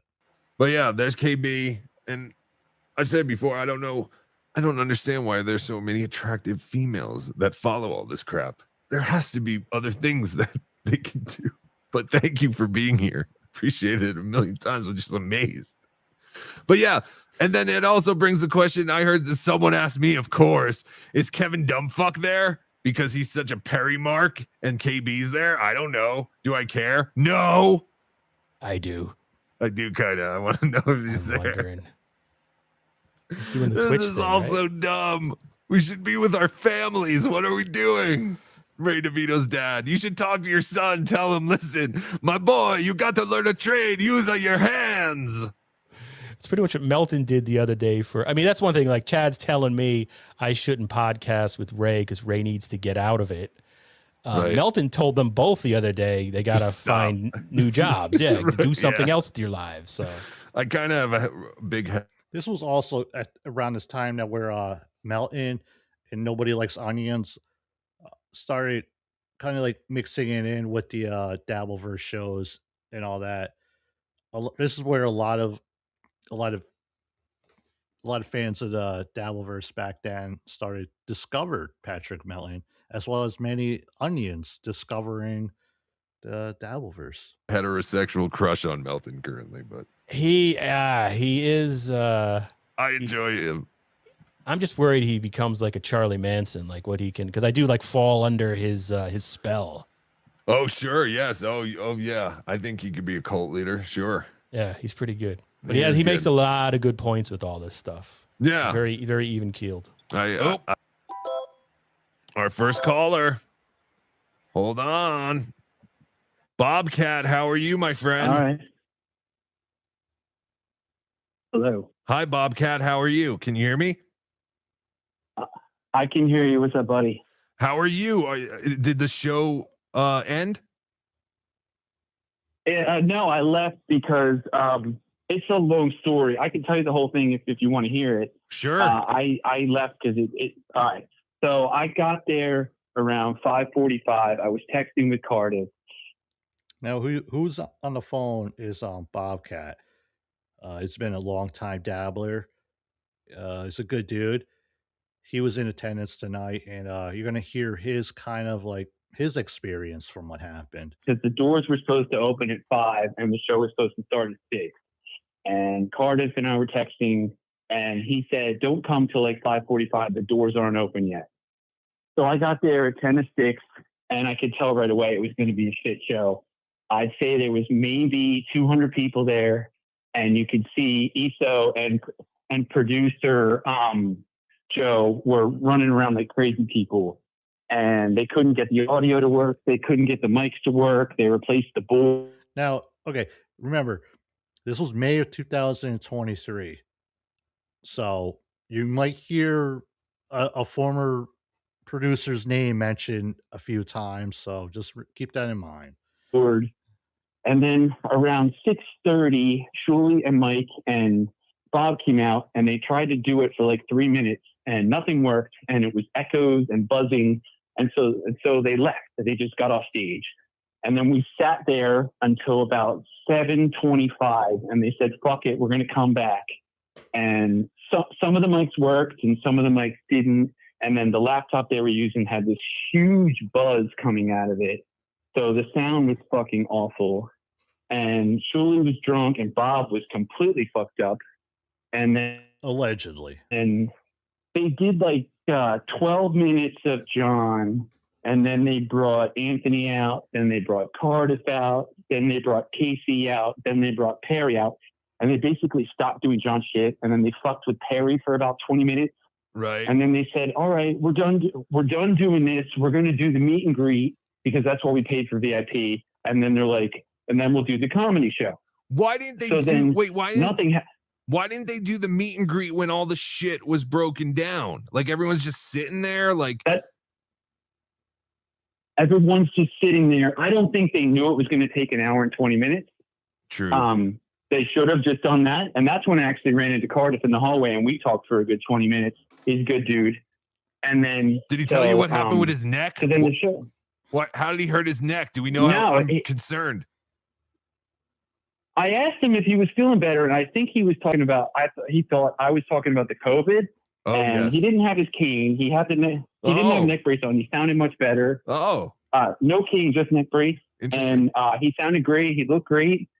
He gave me a bunch of stuff. He showed me Chad Zuppet. He was pretty cool. I talked to him for like 20 minutes. Very cool. So Okay. then, so you get. Let's just go back. So now they're doing the meet and greet. Well, no. Okay, they didn't. All right. So they told us at 8:30 they were going to do meet and greet and then start the comedy show. So then they all disappeared, and 30 minutes went by, and nothing happened. And we're all talking to each other, and we're like, "Where's meet and greet? When's this going to happen? Where is everybody going?" So then they didn't say shit. And then Shuli comes out at 9 o'clock and he's like, "All right, let's do some comedy." And I'm like, "What the fuck?" So I text Cardiff again. I'm like, "What's going on?" Cardiff's like, "They're just going to do it after now." So then Shuli came out, didn't say anything. So let's do some comedy. Then we're all going to get fucked and meet everybody. And then they announced Ray DeVito. Ray is over on the side pounding beers for like 20 minutes. He goes up. They set Ray up again. Ray. This is Carlos Danger. Sorry. So Ray goes up. They gave. Go ahead. Let me just tell you. Yes, I have Carlos Danger with us, and Dark Nugs. Crazy part is the package they had ready was hilarious. ESO was too strung out and fucked it all up. If anybody attended DabbleCons, the Shuli Network people, they put together what do they call it? Packages of like Stutter and John stuff. Like they would do like the most disgusting bits of him and clips, and it would show. Those were always went over really well and stuff like that. So I'm assuming the package you're referring to is like a video thing they had put together and all that back then. And of course, OJ. So I just wanted to know if you let you know if you hear other voices, it's either Carlos Danger or. So wait, Ray was the first comedian after Shuli. Yeah, and by the way, I know everybody. I love Insufferable Bastards. I love OJ. I love you. I watch all the shows. I love you. So it's all good. Thank you. Ray was sitting on the side for like 30, 45 minutes, just pounding beers like a clown. So they announced Ray. Okay, yeah. Hey, Ray man, goes free up, drinks. does about 5 minutes, bombs, Did Ray get? Did he get booed going on stage, or was it? Yeah, did they immediately start with like? Did they give him a hard time immediately? Like, was the crowd really pissed at this point, or what? They busted his balls. I wouldn't say he got booed, but he didn't really get cheered. I don't think many people knew who he was. Okay. See, and then he sorry. asked if anybody watched Rock. You're gonna hear that a lot of the crowd were there for Perry. I mean, I don't know what the exact like percentage wise how many people were there for Perry Caravello, but from what we all hear from reports and all that, it was a very heavy Perry crowd. Therefore, none of the people that probably follow Perry have any clue who the fuck Ray DeVito is or Chad Zumach for that matter. He asked if anybody watched Rock Bottom, and 4 of us raised our hands. Yeah, well, that's what I'm hearing, that the crowd was very Perry like heavy. Like there are a lot of like Perry fans, and they don't necessarily know about all the other shows. Like these people legitimately somehow I'd say they heard Perry was coming and they just went, "Oh shit, I like Perry. I want to go see Perry," but I have I don't even know who Shuli is. Is that the impression you're getting? Yes, I say it was 85, 90%. Sounds like MGA with all the yes. 80 because I think that's why they it was all Perry people. Wow. Yeah. And then Perry came out and during Perry came out during Uncle Rico, and everybody just went nuts for like 10 minutes, and Perry started bawling. But like I saw a photo of that. Moore said 2 things the whole time. Yeah, it was awesome. So it was all there for Perry. I don't think they cared about Uncle Rico. They only did 12 minutes of John shit. They were all drunk. Bob was fucked up. Anthony was fucked up. Shuli was fucked up. It was completely unorganized. Wow. It was a shit show, but it was kind of funny in moments. I'm glad I only paid $40. Sure. And then, so anyway, I texted Cardiff when this comedy came on. He goes, now they're doing it at the end. It really just was completely disorganized. Go ahead. Who else did you see? When did you leave? Like, did you see KC's set? No, I saw Ray set. He bombed. It was terrible. Then Cardiff went up. He texted me because I told him, I'm like, I'm not going to stay too long. And Right. Cardiff said, I'm next. Cardiff went on. He did some anti-Kevin stuff, which killed. Then he did some anti-Mike Moore stuff that killed. And then he tried to do 10 minutes of Chad Zumach, Walmart Dale Mabry jokes, which nobody in the crowd knew. It completely bombed. Yeah. Nobody knew who Chad Zumach was. I would love to hear Cardiff doing a Dale Mabry joke. He told me. And then, he told me. and then he did this. He told me he thinks that the whole Go ahead. crowd thinks he actually wrote the Walmart and Del Mabry joke. Like he said, they don't know. They had no idea who Chad was. So yeah, that's awesome though that he did good in the beginning though. Yeah. There's been many times where like I know like Carl did it a couple times where he would go on a stage somewhere at an open mic as part of like I think like a creep off consequence and have to do like a minute or 2 of John's material on stage in front of a crowd that has no clue. And I could see how the reaction of being like, what the fuck is this guy talking about? And I was texting, like, you should have just done more Mike Moore shit because that killed. But then the 10 minutes of Chad stuff bombed. And then at the end, he did the squeegee bit again. And I don't think anyone knew who Stuttering John was. Because I'm in the back and I'm like, squeegee! I'm squeegee, yeah, squeegee. And it's like not knowing nobody Freebird. knew what it was. I was cracking up. So the big winner in all this is Perry because they learned, hey, we don't fucking need Shuli. We have to come out to here because, my question is, did people pay separately for the podcast and the stand-up show, or was it all like included in one thing? It was all included. It was $40 for VIP, which was supposed to be podcast meet and greet. That was the only thing. VIP was the first 10 rows. Okay. And you're supposed to get meet and greet. So it was an extra $15 for the first 10 rows and meet and greet. So I got to sit in the 5th row. I put a lot of pictures on Shuli's Anonymous. Oh, that was you? Yeah, it was me. He homie on there. That's me. Oh, okay. Yeah, we were watching. Yeah, we were following. Like, I was following your dude. This has been like the craziest day of something like I haven't been to. Like I said, like how stupid it is that the 3 of us are gonna like review the fucking show. We're not there, but watching everything unfold in real time on Reddit and on Twitter and everything. Like this is like election day for me. It's more. It sounds like a lot of what happened a couple months ago at the Rodney show that where Stuttering John was at. I know, like, remember Melton went live right at 8 o'clock, and he was sniping people who were live streaming from the venue. We're getting like live reports, people calling in, texting messages of what's going on and stuff. So this is, it sounds like a lot. It sounds like what's happening here that we're watching for Pottstown. It happened again at many other live events. WATP does a lot of shows throughout the year and stuff like that. They're not really like as dramatic and as, like, we need a sniper. We need to have like a post show talking about all the shit that went down at these things.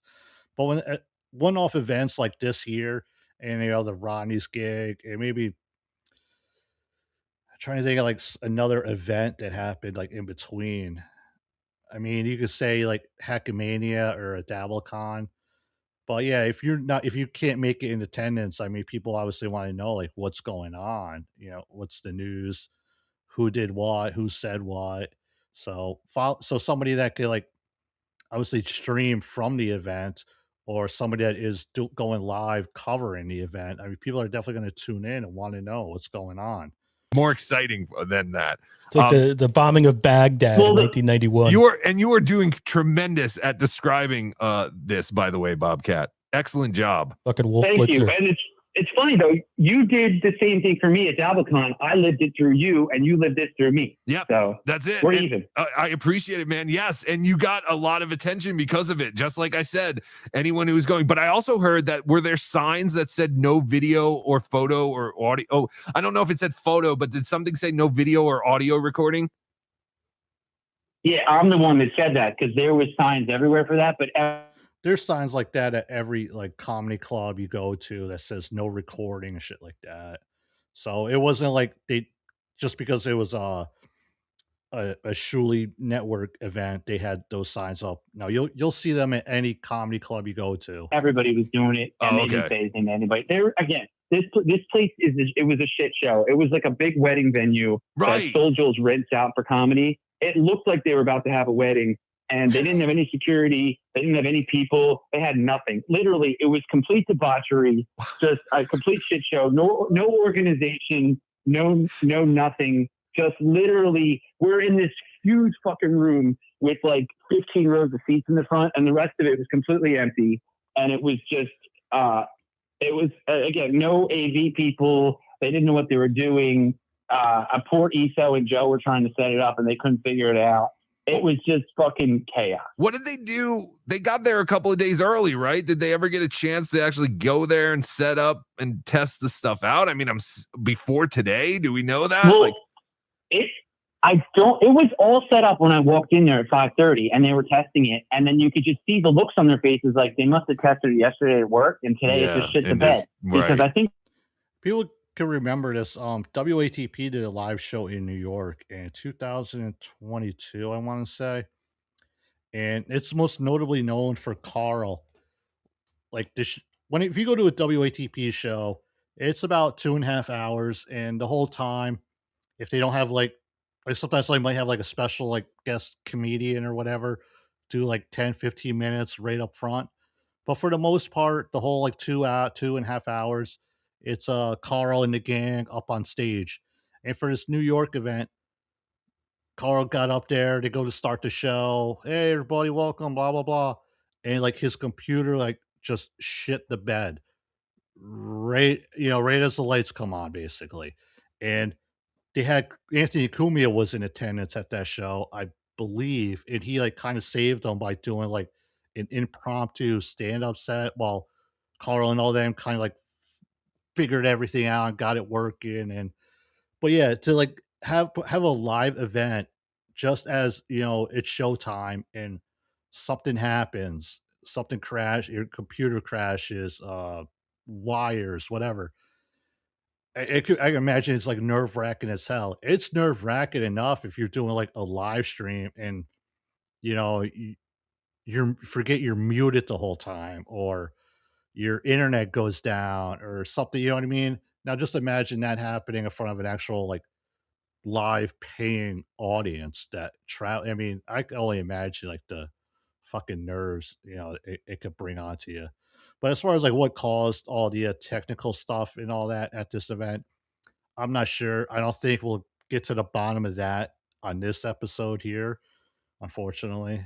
If anybody does know that whole story and everything, let us know.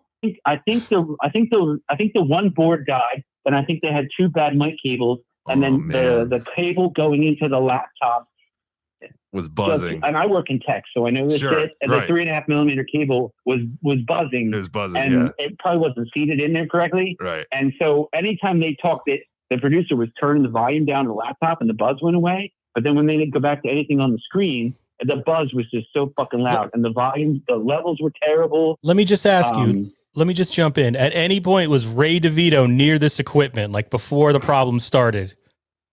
Was Ray near it with his laptop? He showed up.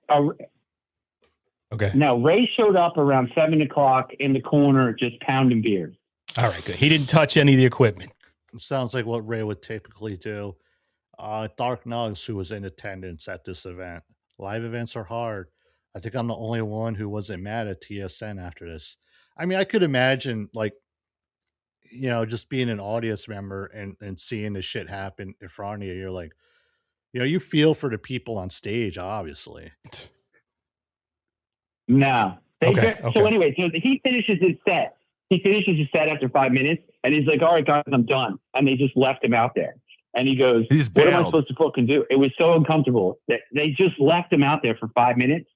And then Joe comes around the corner and goes, oh, you're supposed to announce the other guy. And he's like, fuck these producers. Then Shirley comes out from the other side, and he's like hugging him. But it seemed like they did it to mess with him for 5 minutes, just leave him out there. Oh, yeah. It was uncomfortable. But they were also paying him $300, and he's trying to bail on, 3 minutes early. So I kind of understand that. Like, us looking at it are just like, who cares? It's 3 minutes. But, they're paying him $300.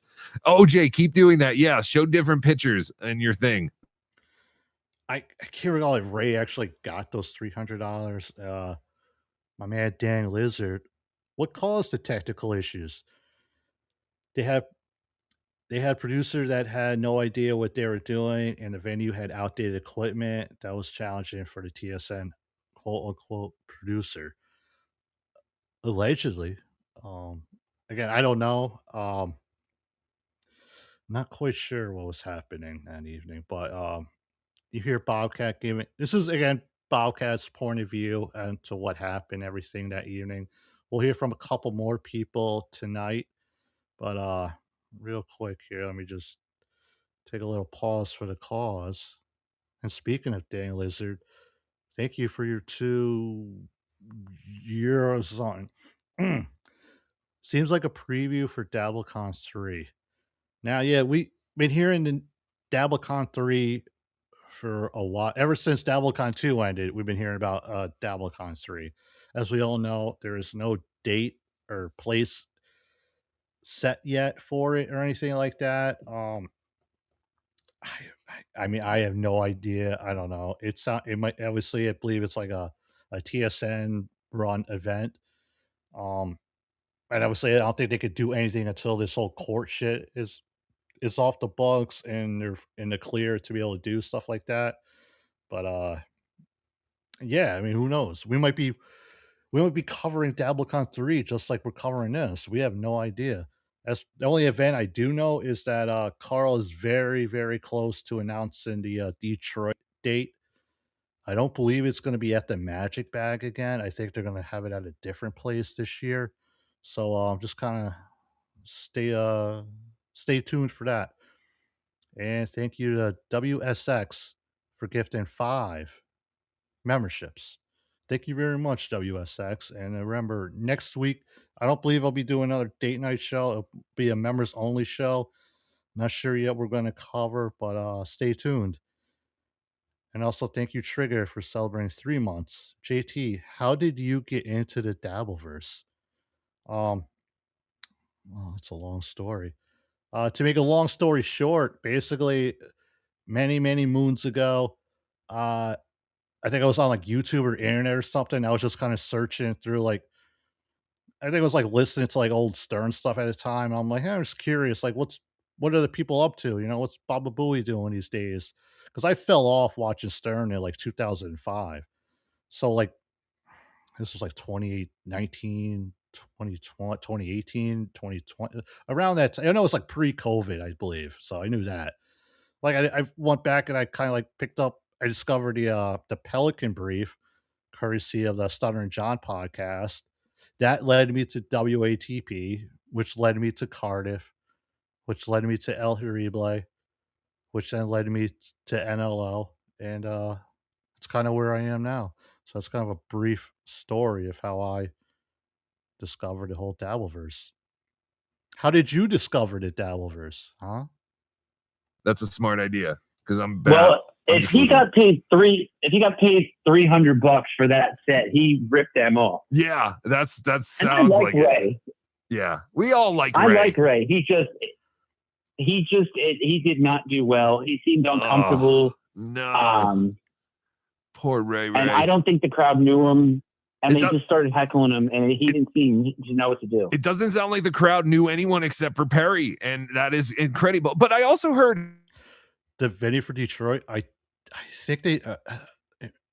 He mentioned something on today's show about Drew Lane has like his own kind of venue now with a restaurant and a performing thing in the same building. I don't know.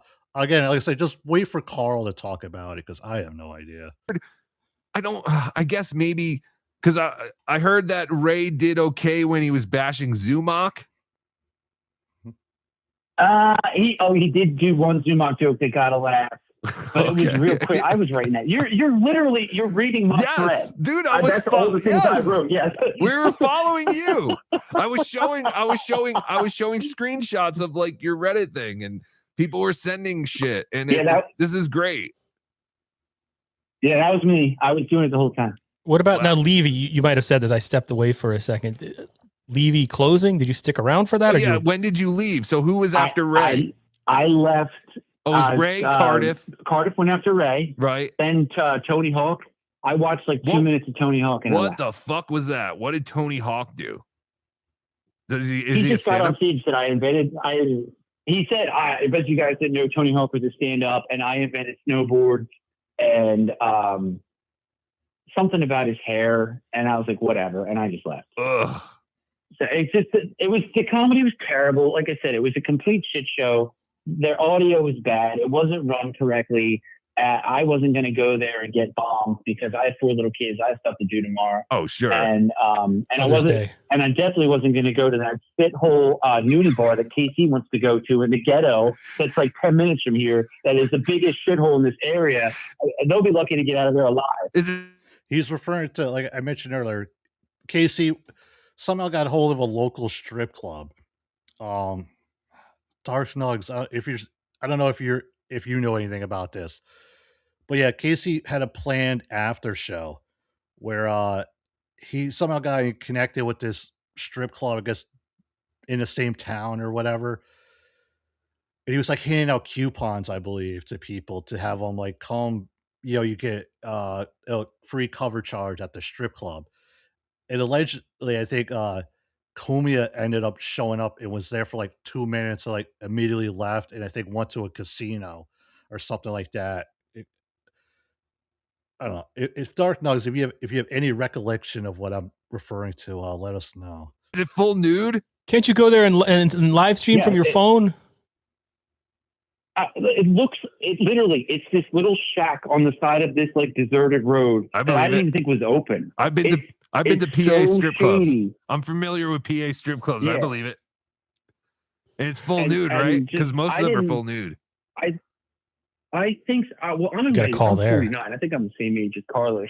Yeah, yeah. I haven't been to one of those places in years, dude. Yeah. So I understand. it's been a long time. I understand. Yeah, Casey's But still. back in my 20s, some of those places you go to and there's like a big hole in the ground. What is the name of it? Nasty. What's the name of it? Maybe the one they're going. OJ, pull up like a picture of it. Something. Utopia. That's so it's like yeah. They do end up calling a place eventually. Utopia something. It's in like Douglasville. It's not even in Pottstown. It's like 20 minutes away. Even I feel like I've heard of Douglasville, and that's No. not a good area. it's not. It's like 15, and a part of Pottstown is pretty shady too. Is any of this stuff near? I don't. Are any of these places near Allentown? Is it in that area, or is it kind of more south of Allentown? Allentown is about 35 minutes north of here. Okay, yeah, because Allentown ain't great either. That's my valley. Well, yeah, there's some shady places up there too. Yeah, no, totally. Because I used to play hockey up there. I knew there. Oh, nice. I used to play hockey too. Maybe we played each other. All right. Well, you're like 16. You're that's 16, true. right? I'm 49, so I don't know. Oh no, yeah. And so I think we played each other. Even my other age, we wouldn't have played each other. Bobcat, thank you so much. Like that was really informative. I feel like you were pretty unbiased too in your Reddit thing. Like you were just given like straight facts about what was going on. Like, you know, you didn't seem like you were there to hate on anything, but you know, I really appreciate you calling in, man, because that was awesome. I feel like I was there. I'm a fan. Yeah. I'm a fan. I love Uncle Rico. I love WATP. I love you guys. I love Supper Bastards when he does talk about a movie. I like all this stuff. I'm just I love O&A and Howard, and sure. I love you, Carlos. Thank you.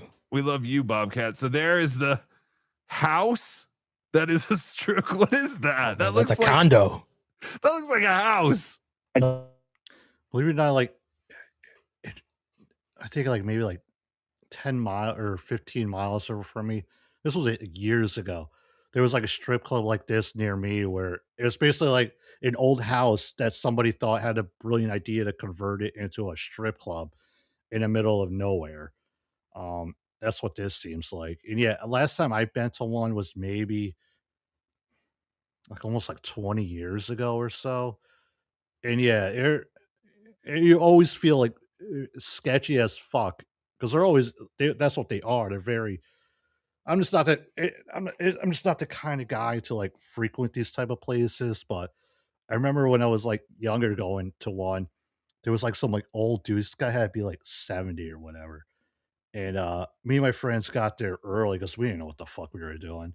So I think like the sun was still out when we got into this place. I noticed this old guy like right up front, this huge smile on his face, all by himself, like right at like the fucking the railing or whatever, right? And he was just like he had his wands. He was just kept giving him money and money, and I'm like, Jesus Christ, man! I wonder what that guy's fucking story is. But yeah, man, they're sketchy and creepy as fuck, to be honest with you. A lot of C-sections in there. I told you, you don't. Yeah, you don't. That's a clinic. Go there. I'm telling you. Holy! Hey, they have some pretty nice junipers out front, though. Gentlemen's Club / Women's Health Clinic. It looks like this. This is a weird thing in New York State. I'm trying to remember what the law was, or if it's still the same law. For a strip club to be like fully nude, it can't serve actual alcohol. But if you go to one that does serve alcohol, they don't get fully nude or some shit like that. It's some like weird like New York State law or whatever. And I imagine it's the same down in the city for like scores when you hear Howard and a gang like all going out to scores and all that type of shit.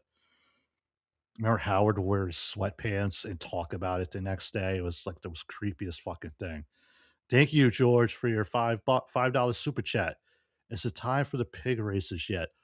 Following this video, we would catch up on some pig races. And as you all know, today I believe was the running of the Belmont Stakes. And last year I went to the one because they like the past few years they haven't had it at the actual Belmont track in New York. They had it like in Saratoga.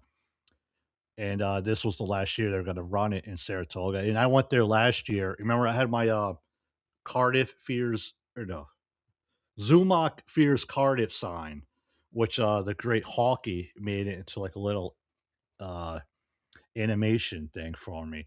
And I had no intention of doing that again this year. So I'm like, like I got there like pretty early last year. Unfortunately, you had to like pay a ticket to get in, but the parking was free. And I left like I think just after the first flyover, like before the first race, and like the whole place was like getting filled, and I'm like, I'm out of here. But yes, there will be pig races following this video here.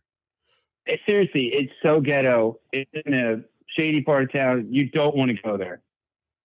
No. Oh God, I hope Ray's okay. Oh man, Ray's gonna get murdered. Ray is fucked. Ray's gonna Ray's get gonna be rolled. hammered. He's at least gonna get Ray's rolled. probably already hammered. So. Oh yeah, no, that's what we've been hearing.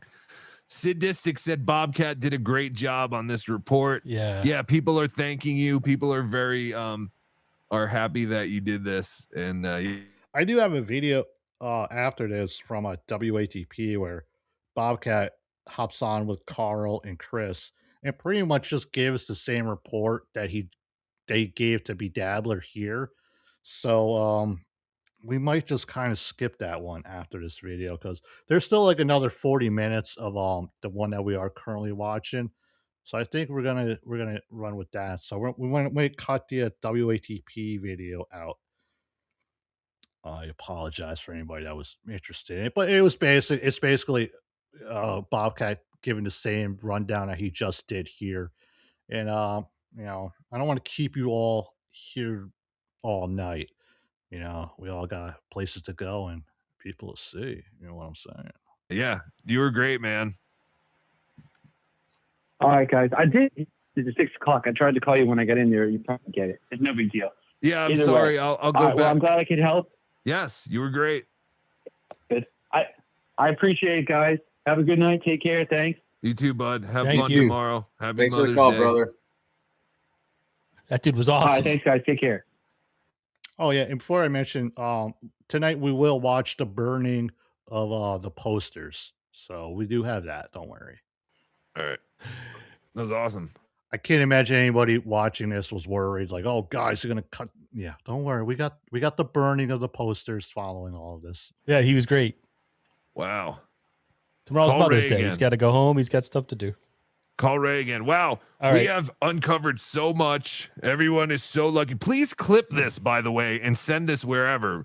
The clip of we called Chad. We called the comedy club and they never heard of Chad. Call, clip all this. I don't care. Oh. At this time, like this was, I want to say pre-Doom clip era, but you will find a lot of these clips were always on Reddit. Dabblers Anonymous, HackVerse Anonymous was a big one. There's Shuli's Anonymous. HackVerse Anonymous also had a YouTube channel that were clipping things, as well as My Lost Interest. And yeah, obviously, like again, this was 3 years ago. So if there was a dabbledashboard.com 3 years ago, I think there will literally be like maybe 20% of the videos that are currently on that website. And if anyone is interested, yeah, dabbledashboard.com is a great website. Any show that does like dabbleverse material and whatnot, Flimsy made it so that you could go there, you could see like who's live, and you can like click on that show, and it won't redirect you to the YouTube channel, but you can actually like see and listen in to the show on the website. So you could kind of like skip around and whatnot if you're interested. It's a cool feature. Yeah, the great Flimsy Greenberg, I think, made that. Cardiff just tried to call, apparently. We are still doing the meet and greet. I tried to call.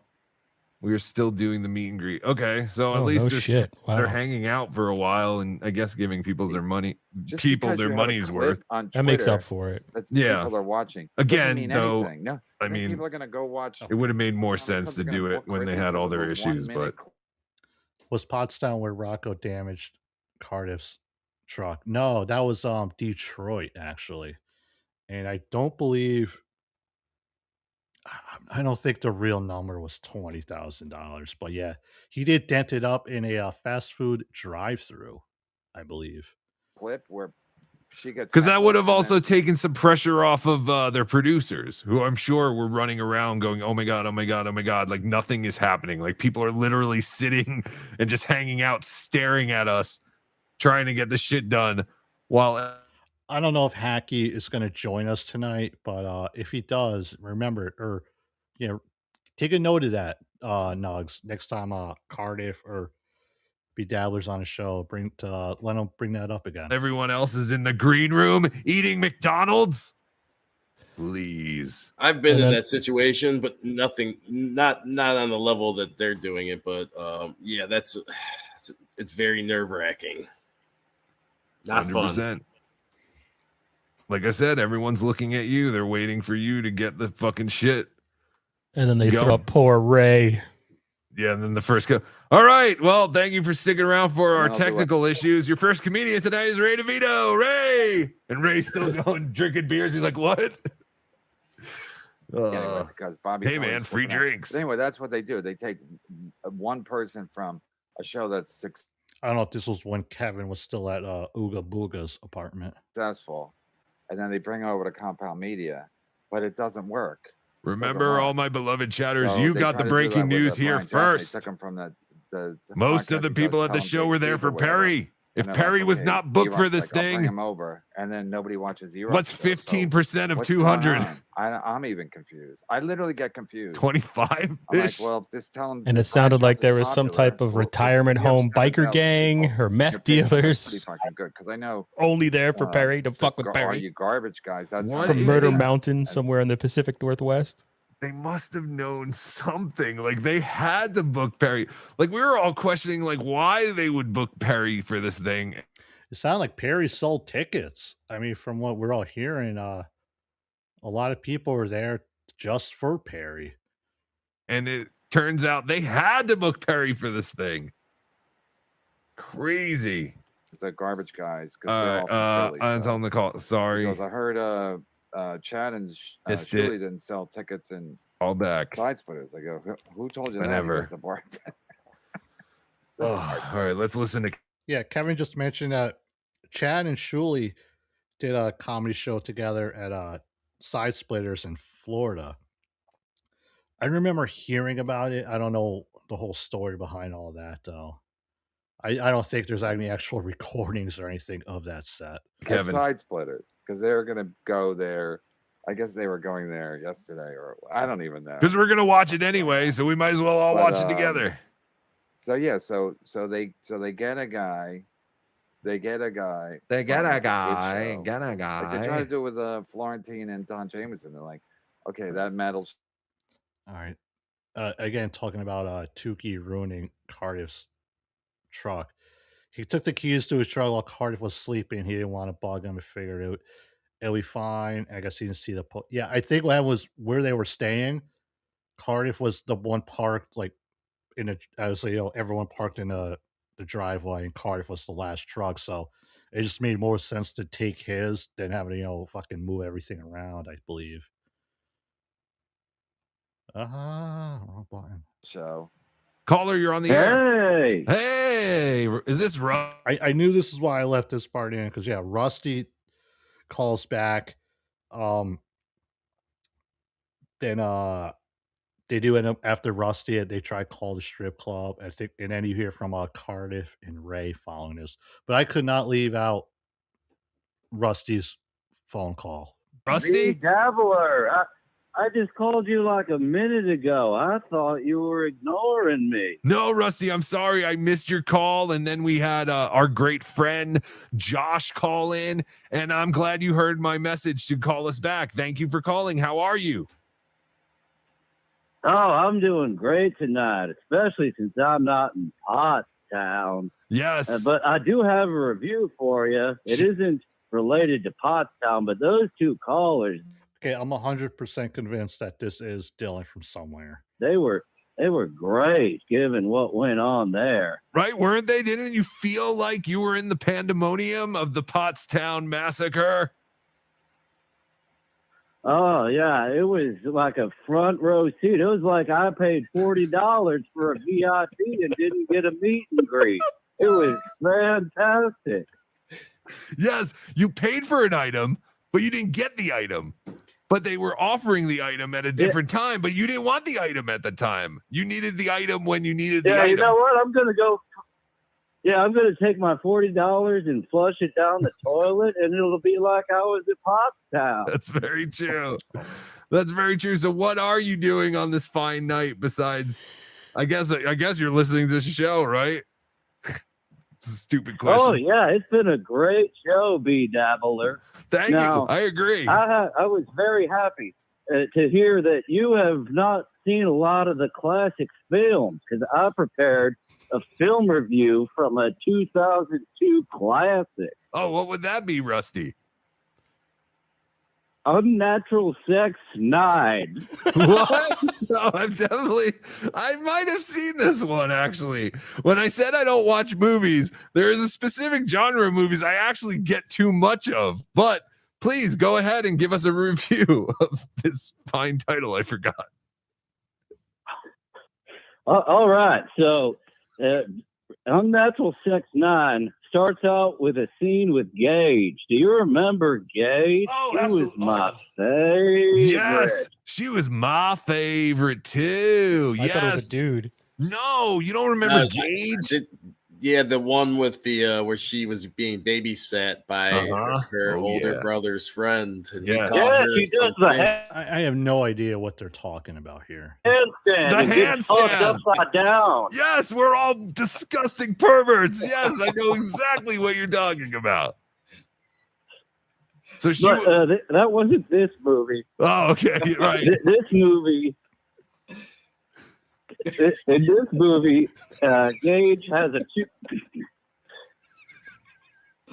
In this movie, Gage has a 2-on-1 scene with two guys. Wow. Okay, I think I get it. He's talking about obviously a porn movie. All right, is she mud sharking? Oh, no mud sharking. There are no black fellows in Unnatural Sex. Unfortunately, but there are some huge cocks. Oh, so nice. It makes up for it. I know you like to see those in those videos, Rusty. So would you? Man, those small cock videos stink. Yes. They're no good. You like when they're shooting ropes, as I recall, right? Peter North. Oh, ropes are the best. Like Peter North, Yes. who just covers their face Peter with North. a full glaze. It's amazing. Is Ethel there? Is that her name? She's asleep. Okay. I can get Grandma up. if No, you'd no, like to that's fine. talk to her, I'd but rather talk she to you. doesn't have anything to say about Unnatural Sex 9. Right. Was Ethel the name of Richard Christie's female impersonation, or am I wrong? That's my grandmother. Yeah, she's Okay. asleep. I thought so. All right. No, you are fantastic, Rusty. Thank you so much for calling. Did you have anything else, or I feel like you're done? Oh, I've got a full-on review if you want it. Sure. Because you see, Gage, she was fucking two guys, and they got one in the badge and one in the ass, and then Sure. both in the ass at the same time. Sure. And one came in her asshole, and one came in her mouth. Oh. 5-star scene. Wow, wonderful. Can we? Unfortunately, that was the best scene. Oh, I imagine. Can we actually get this online, or is this actually a video that we would have to go out and find in our local video I've been store? Googling it. I'm not getting any results. Oh, yeah, just Google. The whole thing's online. It's great. Oh, really? Unnatural sex what? 9. Oh, Number 9. Number It's a classic from the year 2002. With Gage. All right. But yeah, I'm bookmarking yeah. this. After that, there's a scene with Anna Nova. 1 star. Total disappointment. It's a 1-on-1 scene. Oh. He drops his load on her face, but she's a German woman. It's so disappointing. They're filthy people. Interesting. I just got a message from Cardiff that says not taking calls at the moment. So I don't know what's going on. So we might not hear from Cardiff. There's a Shuli team meeting. My super chat is up. Oh, is it? Person had pointed out. You can always rewind. Yes, we can. Rusty, I'm going to let you go. All right. Thanks for calling in, bud. We're going to listen to Kevin. Okay, I'll tell you about the rest of the scenes later then. Okay. not as good as Gage, but they're okay. All right. Thank you, Rusty. Thank you for being a beloved chatter. And yes, call in next time. Bye, bud. All right. Let's go and see. I love Rusty. He's Oh, a wow. favorite caller. All right. What the fuck was I doing? Oh, yes. Oh, all right. I wanted to mute Kevin so we can call the strip club. So what were we going to ask? If they can page our brother, Casey Armstrong.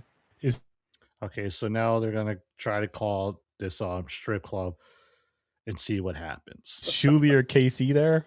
I don't know. You should say brother. You should say it's maybe somebody from the Stern Show or something. Just say Sal. This is a YouTube influencer. Oh, we should just ask if this is where the after party is.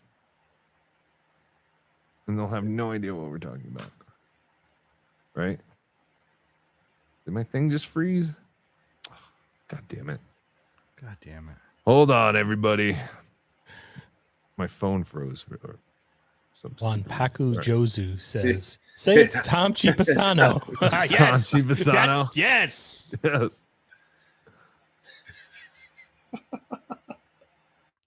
I know earlier on a BeDabblin Live, I happened to mention a card about High Pitch Eric was in attendance at this event because Vince the Warrior was there. So I think they obviously rode together. And High Pitch drove his car. Now he had a sedan that he kind of like added cop lights to it for some unknown reason. And he found Mrs. Cardiff, who was in attendance, and wanted to take her outside to show her his car and his cop lights. But luckily, Mrs. Cardiff was like, "No, thank you, sir," and graciously just kind of walked away from High Pitch. So if you're ever in that situation where I met High Pitch before, and yeah, he's everything you think he is, from what you know and seeing him on the Stern Show. In real life, he is pretty much the same way. He's you're gonna want somebody there with you when you meet High Pitch.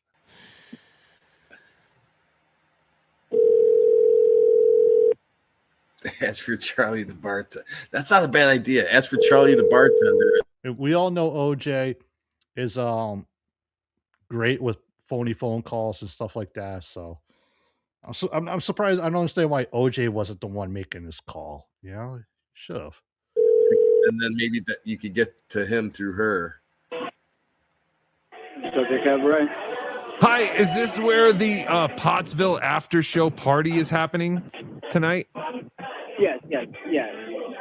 Is there a cover charge? There's a $10 cover. I don't know if there's something going on with you guys. You're coming from the show, right? Yeah, the Shuli show, the Howard Stern guys. All right. Did they Is there say anything going on with the people coming from the show? All right, so there's a flyer, I guess, that you're supposed to have for WMARP radio. WMAP radio. Yeah, that's something that KC was part of at the time. You have to.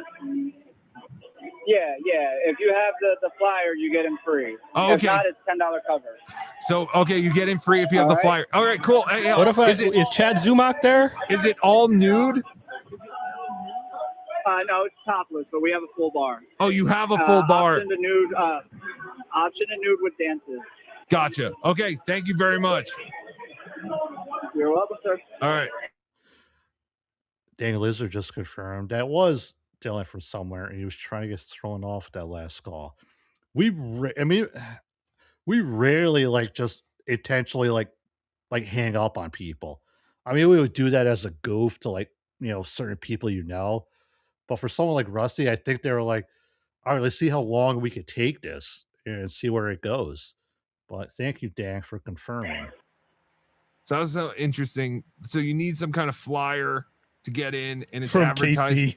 Casey's old radio thing. What is that? Can we talk about that? I didn't even put that together. Yeah, because he was saying WMAR, but I think he meant WMAP. Wasn't that Casey's thing? Like something like most amazing people. Do you know what I'm talking about, Carlos? Yeah. Yes. His What is that? His grift? I have no idea what it is. I mean, it's almost like a grift specialty radio. I don't want to say that. You don't have to, Isaac. Does anybody still follow Casey? I think he came back, started doing like a couple shows. I mean, I have no idea, but I remember how hard it was watching him. I told somebody this last night. It's like watching somebody that just overdosed on Xanax. The speed at which he does his show and everything, it's so fucking horrible. And the fact that people still tune in and watch it. I'm surprised people are still tuning in right now and watching. Don't forget to hit the like button. It sounds like they're not there. I will say that because it sounded like they're like, wait, you're coming from the show? Yeah, you're coming from the show. All right, Not interesting. like, hey, yeah, the show's upstairs, or I'm not gonna fuck with those guys. They're just trying to work, you know. I imagine like nobody showed up to this strip club after this show. I'm assuming. No, but I was appreciative to get that information because that was interesting. Like, why? I never heard of a strip club that wasn't all new that still had a cover charge. That's weird to me because normally they have a cover charge because they can't make money on booze. It's weird, but Chat's gonna have to let me know if What's up? Hey, Ray DeVito, how the hell are you? You're on the air. What's up? If you send me a link, I'll go on my phone. Oh, hell yeah. All right, yeah, either OJ or BeDabbler will send, or actually, I have the link. Wait, I can do it. Yeah, send them the Just link. do a All right, Twitter You can do it. All right, I'll send it through Twitter. all right. Ray DeVito will be live with us here. We're all going to be very nice. Yes, I definitely. love Ray. We all love Ray. Ray is convinced we did some show together. We never did a show together, and I don't know how he can mix me up with anyone else. No, but- you know what? That's kind of me because okay. it was Cardiff's stream when the attacker puncher. thing? Yeah, Oh, yeah. okay. Because remember he was watching that and he had Cardiff on the night before, and that's where the confusion comes. All right, let me see if this works. Ray, I copied the link. There's Ray DeVito. Show is back on, Chris Adams. Yes. JT, let's get the full scoop. Poor El Harible keeps trying to get out of here. It's fine. To go celebrate Mother's Day. We're like, no. You are delusional. I'm going to Carl's Jr. after this. I'm Is that not what it is? selling. Yes, of course. I'm starving. But yes, I will not be on for an entire week. The next time I will be on in any form, there will be no Tukey this week. So alert the proper people, but I will not be on until next Saturday. Here he is. He wasn't referring to Tukey Soup. He was referring to Tukey loving mud sharks, loving misery. I remember we watched this a couple of weeks ago where Tukey would just snipe Chad. And yeah, he did take a little break for a while. And now on the screen, we have Ray DeVito. It looks like he's somewheres. Now remember, he wasn't sure if he'll have a place to stay this evening. So well, let's just hear it from Ray himself. The man, the myth, the legend, Ray DeVito. What's up? Can you see me? I can. Can you see one of me, or do you see No. two of all of us? I can't see any of you. You can't. I don't see Ray yet. I see him. He's looking a little swarthy. Oh, there he is. He's looking good. Oh, yeah. Where are you, Ray? I'm in a Ray hotel room, Swanley. 5 minutes down the road. Nice. How was the show? It was great. It was awesome. It was good times. They're Perry Caravello fans. Like they love like what was going on with those guys. A lot of them. Some of them knew me. You just said they're white nationalists? I guess I have no idea, but it was good times. So yeah, we heard that pretty much the whole audience was like Perry Caravello fans, and they weren't necessarily versed in what Shuley and all the other guys were about. Yeah, no, they were good. They were like, yeah, they were a good crowd. But yeah, I realized like I went first. I heard they were a horrible crowd, and they were like yelling constantly, and they were pissed off at having to wait an hour, and then they threw you up there. God bless you, Ray DeVito. Yeah. Now I don't see Ray. Oh. Then this one's gonna say no invite. I told you to call a million times. I'll send there you I an am. invite. Now I see me. All right. I'm gonna send the potato an invite. All right, the show is back on, everybody. Yeah, no, we heard that the crowd was horrible, Ray. Like they were just yelling through the whole thing. You didn't even get through your whole set. What are you talking about? That everything was great. I purposely like didn't want to go long because I would have gotten shit for it. I realized like the show was already gonna go long, and I just like, yeah, at like the 7-minute mark. Like it turns out I did 6 minutes and 40 seconds. So yeah, I felt like I did my thing, and it's like they weren't there to see me. They didn't know who I was. I talked about things, and so I just did a couple jokes, and then like just got out of the way. We heard your Zumach joke went over well. Yeah, but some of them didn't even know who he was. They just laughed. It was funny about the Marine. Ray, for anyone that hasn't ever seen like Ray's stand-up is actually pretty good, I would say. I mean, I enjoy it. I might be a little biased just because I, known Ray all this time and all that shit. But as far as like stand-up goes, it's not bad. Outside of stand-up, what Ray does and how he, how he gets by and everything is a whole nother story. But if you just want to talk about Ray as an actual comedian on stage, he's not bad. You can actually watch some of his stuff on YouTube. I know he used to like put out a lot of his like shorts or whatever from his comedy sets. It's not. I mean, it's not bad. I would say it's better than Felicia Gillespie. I would even say it's better than Chad. I mean, he's not bad. I would say. Oh, okay. Who's the hot dog? That's Kevin Brennan. It's me, Obnoxious John. How you doing, Ray? We've never really. This is the first time we're meeting, so hey, how you doing? You changed your picture. Used to be Stuttering John, yeah. How come you're not on the strip club? Pictures. Well, that was the thing too. Like Levy took off. Levy said like I could crash at the content out. He told me that, so I was like, all right. I didn't make arrangements, and then like he was gone, and I was like, I think, and they're like, oh, there's no room. So what about the strip with the Teamster Tim down the? Yeah, so Ray showed up, not having like booked himself a room or anything. I think he just assumed when he would show up, he would stay with somebody, or he would stay with the Shuli people, Shuli Network guys at their. I assume they had like a Airbnb or something like that. I almost called it a BYB. Believe that.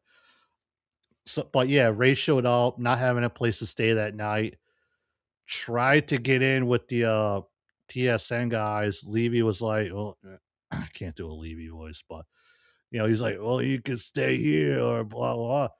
But Ray ended up. We all saw Teamster Tim was in attendance that evening, so he was able to get a hold of him and have a place to stay that night.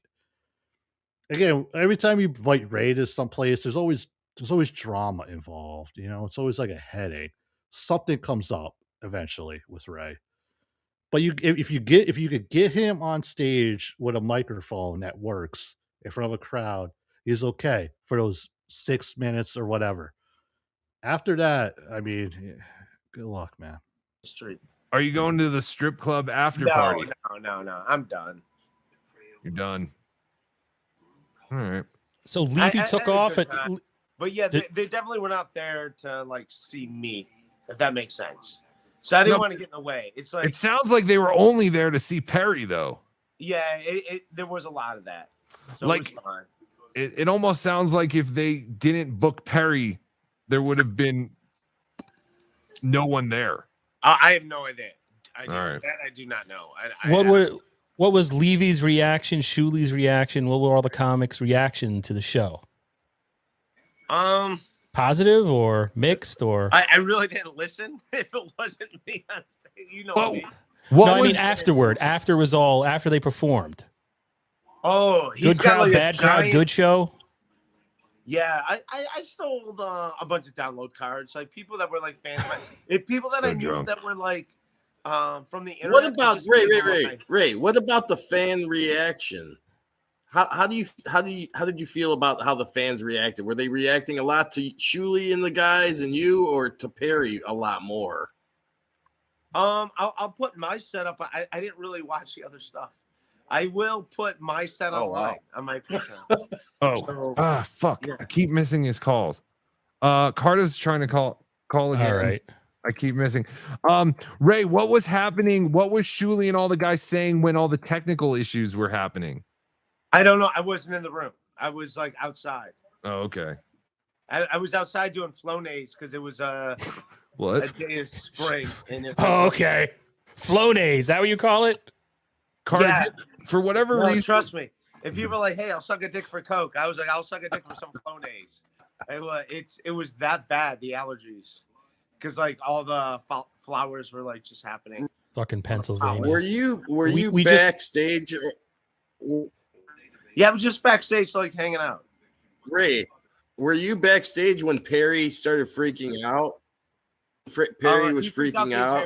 The entire night, he was freaking out. So I don't know. I don't know him that well. That I didn't want to get involved in that. But no, he spent the whole night freaking out. You finally got to meet It was like Cardiff? 7 hours of him freaking out. There was a Go ahead, OJ. Gotcha. See, it's like the trouble with having 4 people on the screen. Everyone's like talking over each other.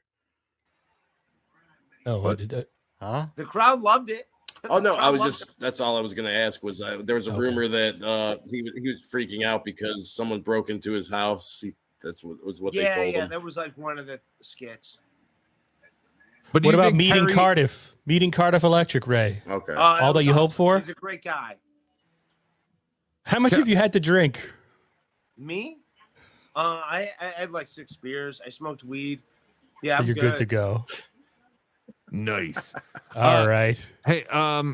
I totally forgot my question. All right, Ray. Well, thanks. We'll let you go and enjoy the rest of your night. I appreciate you jumping on with us, dude, and being a good thanks sport for about having me, everything. guys. Thank God for Teamster Tim. Thank you, everyone. Go check out Rock Bottom Podcast with Ray DeVito, also on the Shuli Network. Bye, bud.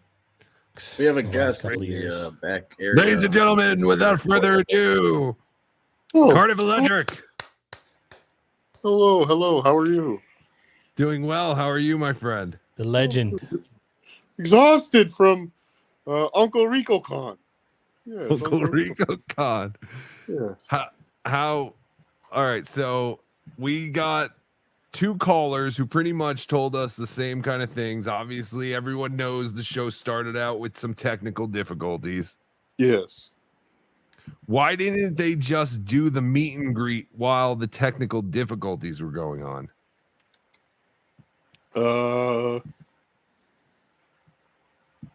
Like what was everyone talking about?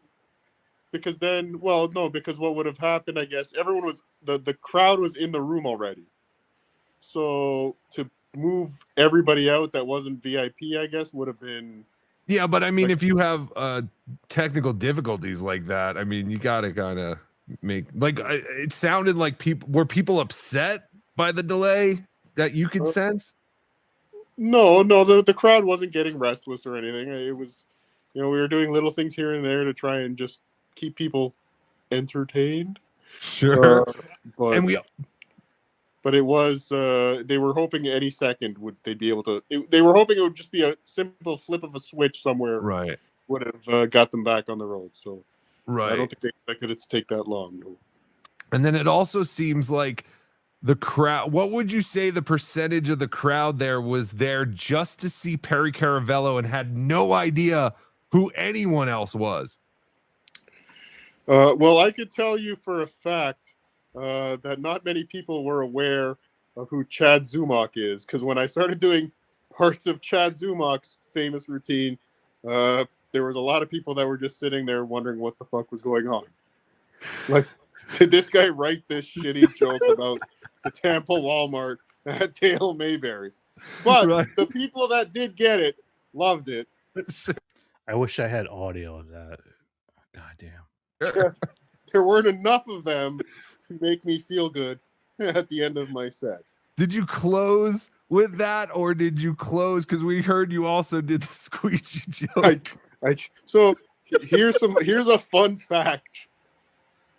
I was told to prepare 5 minutes, and then this morning I was told 10 minutes. So I had to fill out my set pretty quickly.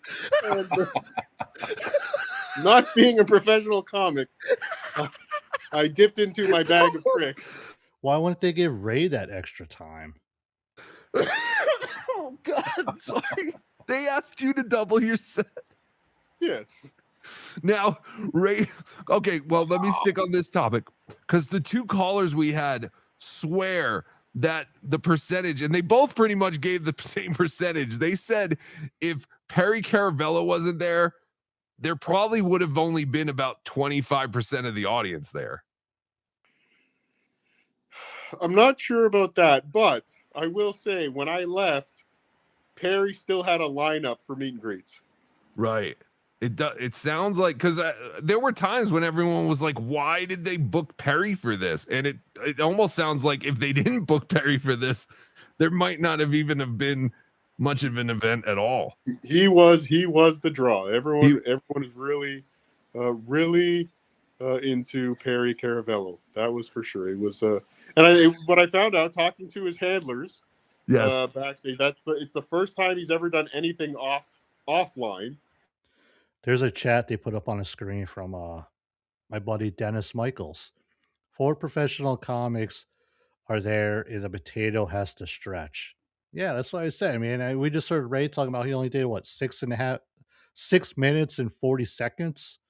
I mean, I don't know. Again, I wasn't there. I don't know what was going on backstage or anything like that.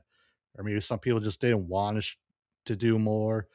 So Cardiff was like, we all know Cardiff's a nice guy. He's always willing to help out anybody and everything like that. So of course he had no professional, he's not gonna, he could do another 5 minutes or something. He could pull something out of his ass easily. Oh, so I think people were very very excited. I literally saw somebody sneak backstage to meet him, like got through all the security to meet Perry and was almost in tears. Wow, meeting Perry Caravello.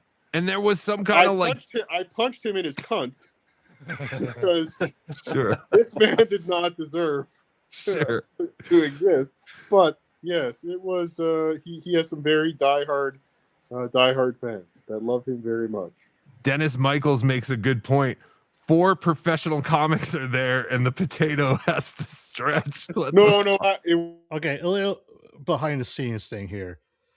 I do a long show, you could say here. It would like this video we're watching originally was about 2.5 hours or more, and I cut it down to 1:10. I don't always like I kind of like skim through them all, and I take like a little like notes, bullet point notes here and there for the videos, but I don't always like listen to the entire thing before I play them here with all of you. So sometimes if I say something and then like 10 seconds later they reiterate it on the show, it's my apologies.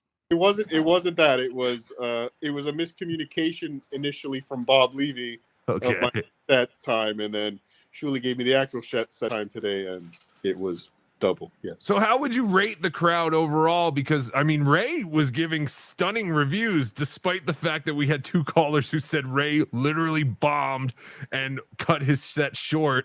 Tried to walk off, but they wouldn't let him leave. Okay, here. So I'll give you like fun facts. I do like fun facts. Okay. I like fun Ray facts. Here's some fun. First of all, Ray is sleeping in my hotel. I just met him in the lobby.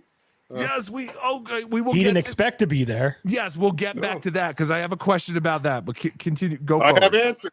About that too. Thank you. So where was I going? Okay, so Ray is at your hotel. Oh yes, no Ray. We're talking about Ray's set. Ray set. Yes. Okay. So Ray was up first. Ray was first. Shuli was hosting. So we brought Ray up, and he told Ray 10 minutes. like everyone else. Everyone was 10 minutes except for Bob and Perry. Okay, because Ray originally said on his thing, I think he was only doing 8 minutes. Yes, but then everyone got the 10-minute. Who didn't show up besides Buschetti and Zenhauser? Zenhauser. Those are the only 2 no-shows? Pat Dixon. Oh, that's right. I kept forgetting Pat Dixon was supposed to be there too. Okay. Do we know why? No. Okay. All right. So Ray goes on first. Ray goes on first, and he was talking backstage before he wrote kind of a whole bunch of jokes for tonight.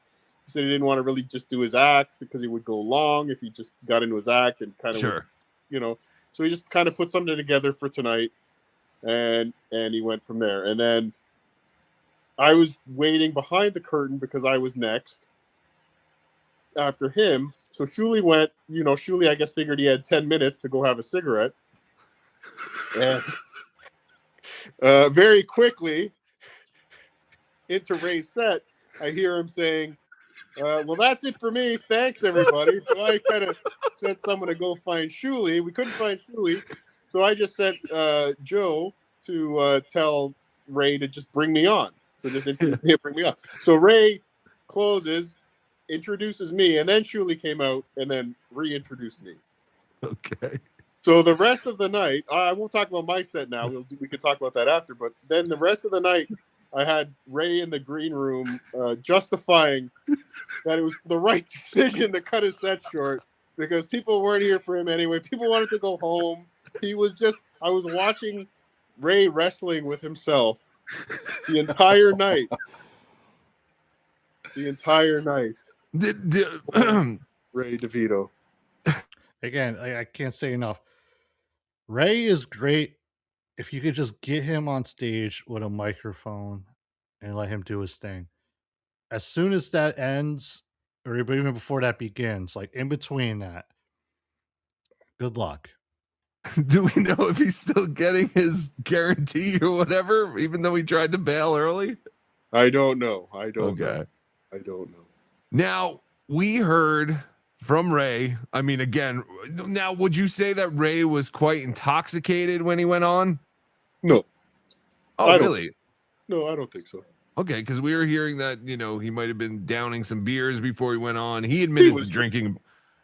Oh, he was drinking, but he wasn't smashed. No. Okay, because then again, there's been a Shuli's Anonymous thread going the whole time, kind of like updating live, and the guy called in, and he was a guy. He was also alleged that Ray might have been bombed. Now, Ray also told us that Bob Levy originally told him, "Hey, you could stay at our content house."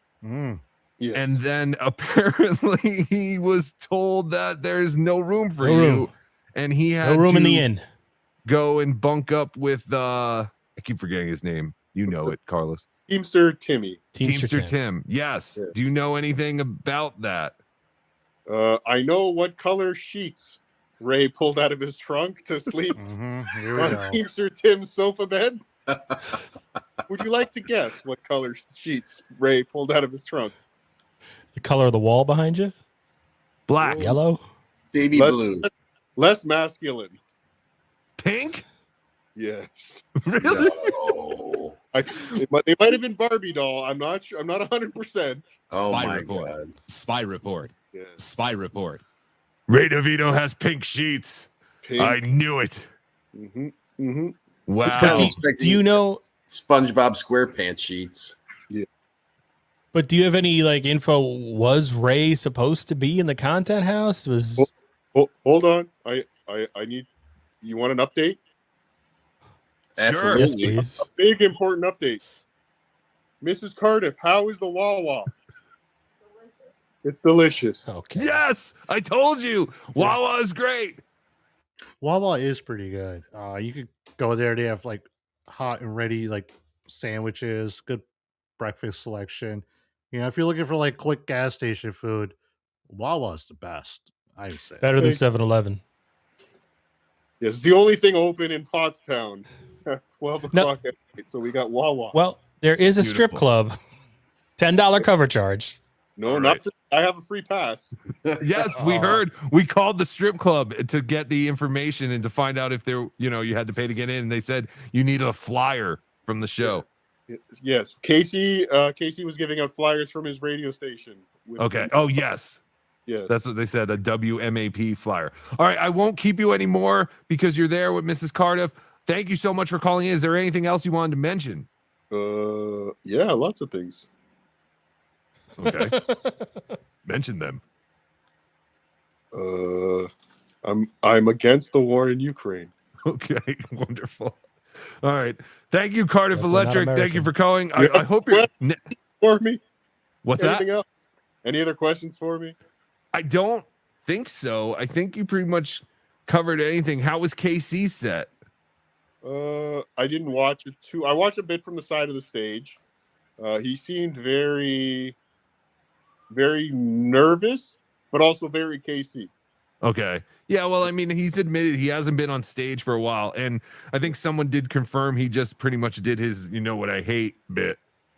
I will say he showed up with a huge entourage too. What? He had an entourage. I don't know who. Yeah, when I met KC in Atlantic City last year, like he did bring like a few. He had like 3 or 4 guys with him, I believe. I mean, I assume these are all people that he knows from like his time around New York and everything like that. I don't even know if he like lives in like the New York area or anything like that. But yeah, the last time I met KC, he did bring like a few people with him.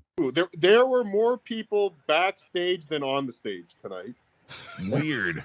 Everybody had an entourage. Anthony Cumia showed up with a guy who we all were supposed to know who he was, but I think you might be talking about Poker Mike. He's a nice guy.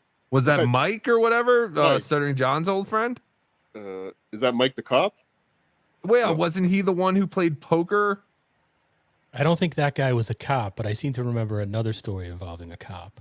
No, I know who you're talking. You're talking about the guy who played poker and then made John pay for it, right? Or made the guy John money. made him pay for it. Yeah, right. John. Yeah, and then John was like, "Oh, he was my friend first." Yeah, I don't know who. Again, he was a nice guy, great guy. I assume maybe he was there to. Kiki Loco, Casey was with his brother, Poker Mike, and Miss Slayer.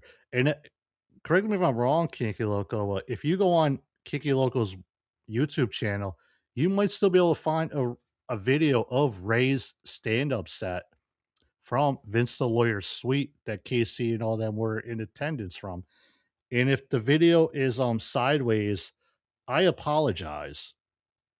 I'm sorry, man. I didn't know you had drive him, but he was drinking Anthony under the table all night, so I hope not. Interesting. How was Mike Moore's set? I didn't watch his either. Okay. But he played guitar. He sang a song. Yes, we did hear that. I know that. There was another thing. Damn it. I just thought of it. Oh, what'd you do to your neck?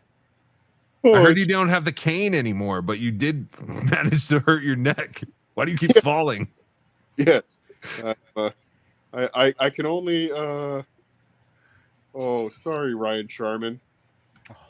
What did he say? Did you by any chance keep the flyer from Casey? Oh, okay, sure, Ryan Sharman. I can send you a screenshot. Ryan Sharman just DM'd me. Sorry, I'm doing other business here. No, that's fine. Send you a picture of the flyer. Sure. Oh, send us a picture of the flyer, or send me a picture of the flyer. Oh, send it to you. You don't have to do it right now. Shit. There was another question I had for you, but now I totally. I mean, the chat they're asking, did High Pitch? Did you watch any of the sets? I watched the High Pitch getting blue cheese or getting ranch dressing eaten out of his ass. That another fun fact. Would you like a fun fact? Oh, sure. Absolutely.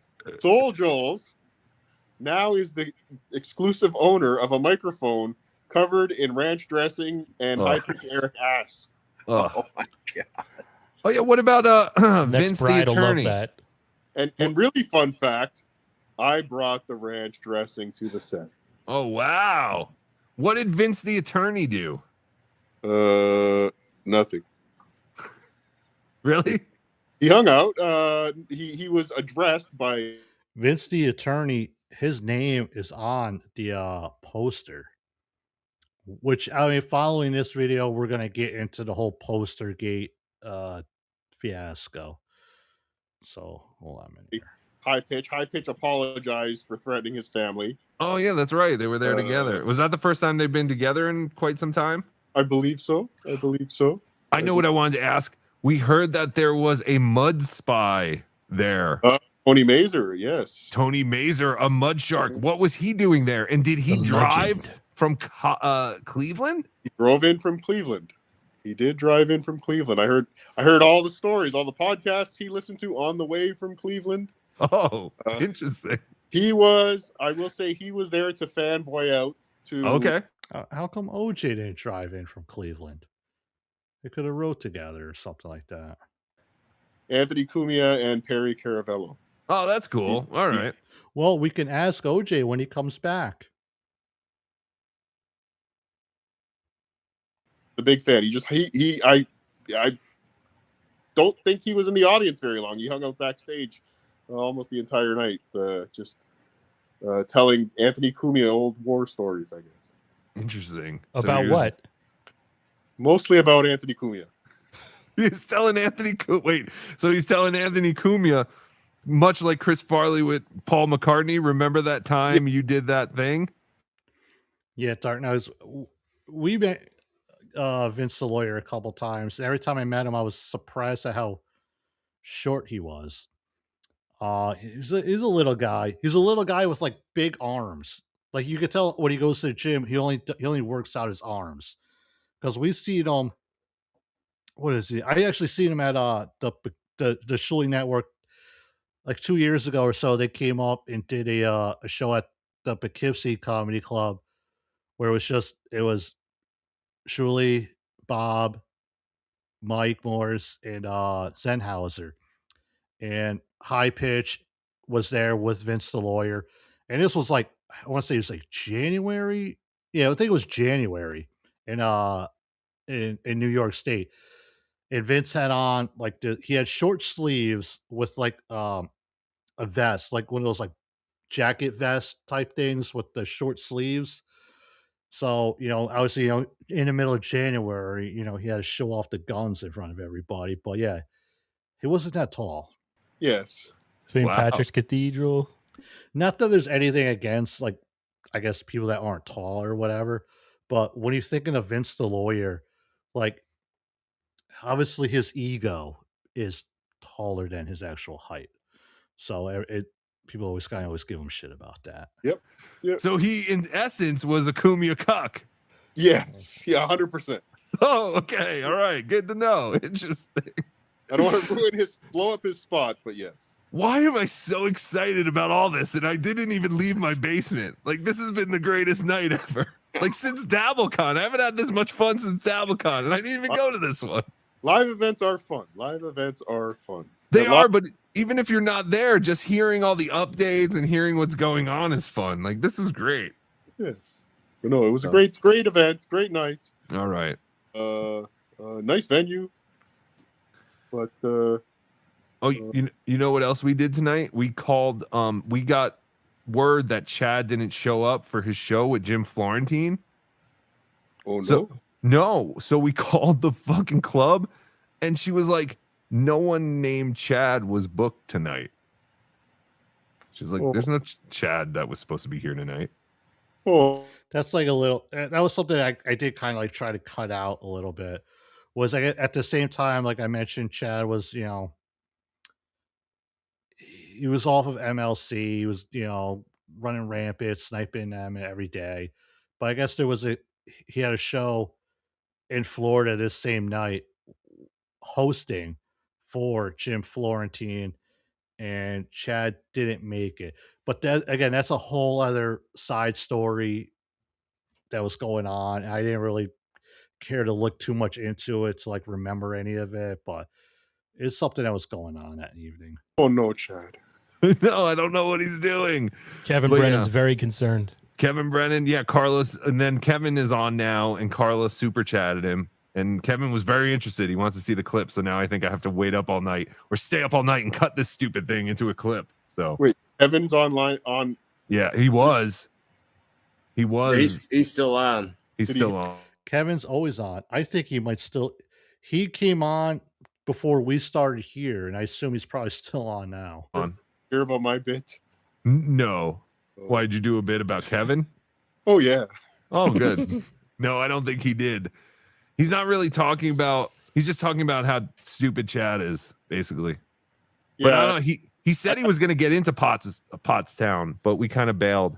I got a clip of Shuley on MLC yesterday, where Kevin Brennan basically told him to talk to me and tell me to stop talking about him. Keep his name out of my mouth. Yeah. Yep. So I did hear that. I addressed that tonight. Oh, you addressed it tonight. Wonderful. All right, buddy. Go. It's my mission to keep his name out of my mouth. I think I may have accidentally said a few things I probably shouldn't have said. Uh-oh. Yes. Well, I'll get you the video once I get it from ISO. Oh, sure. Wonderful. Can you make sure Ray's okay? Cut that part out. No. Ray's tomorrow. No, you're done with that's it. Okay. No, I would be done too. If he's at the free breakfast tomorrow morning, which I'm sure he will be, with a bag. Then we're horrible people. If he's okay. All right. That's what I bought. All right, buddy. Tell Mrs. Cardiff we said hi and thank you for staying up late. Hey, what did you guys get at Wawa? I got a meatball sandwich. Ooh. And she got the burger, so I'm gonna go eat my meatball sandwich right now. All right. You do that, buddy. Have a good night. Safe trip back to Minnesota. Go Laga. Go Laga. Go Laga. Later, Cardiff. Oh, that was was awesome. wonderful. Wonderful. Hey, this whole night has been wonderful. I almost said awful. I don't know why, but I think I was going to say awesome and wonderful, and it turned into awful. There's an aspect of awful in it too, but it's all good. And that was BeDabblin Live, the Pottstown wrap up. Greetings. Fuck. Oh, sorry, folks.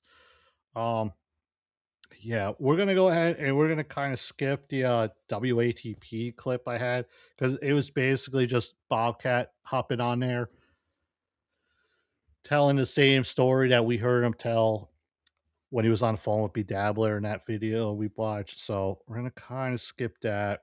I mean, we've been going almost 2 hours 42 minutes. I don't know how anyone else's bladder's doing, but I kind of got to hit up the boys' room and maybe grab something to drink real quick. I greatly apologize, but don't go anywhere. It's only going to be maybe like about a couple minute little breaky. But in the meantime, what's happening. If I could get it to work. Super chat. My Nogas. White Wolf. Let a Noga holler. Where my Nogas? All I want to hear is right here, my Noga. You won't take this from me, Shuley. You will not take this from me, Shuley.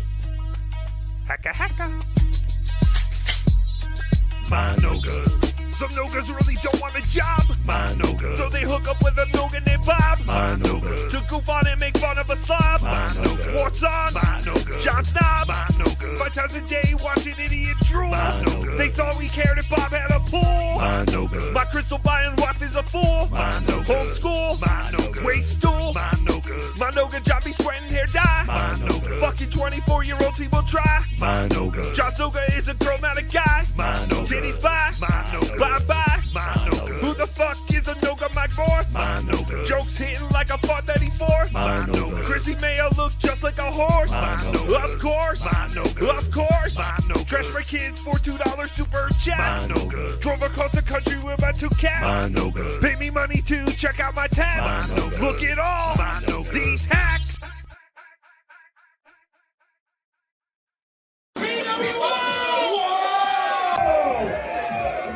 Let's see how this goes. Tip your bartenders.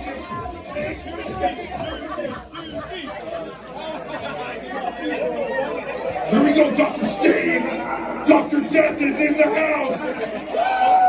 Get the fuck up for 2 kids. Yeah, motherfuckers! More big any color. Speak to me in tongues to share. Tell me how you love to hate me.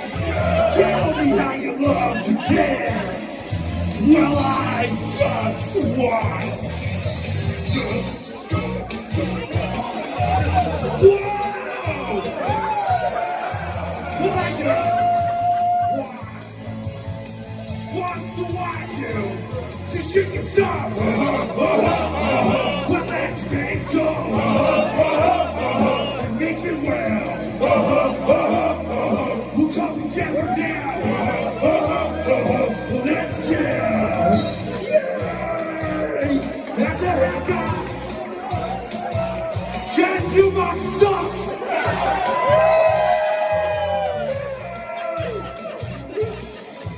Tell me how you love to change me. Tell me I can't get saved.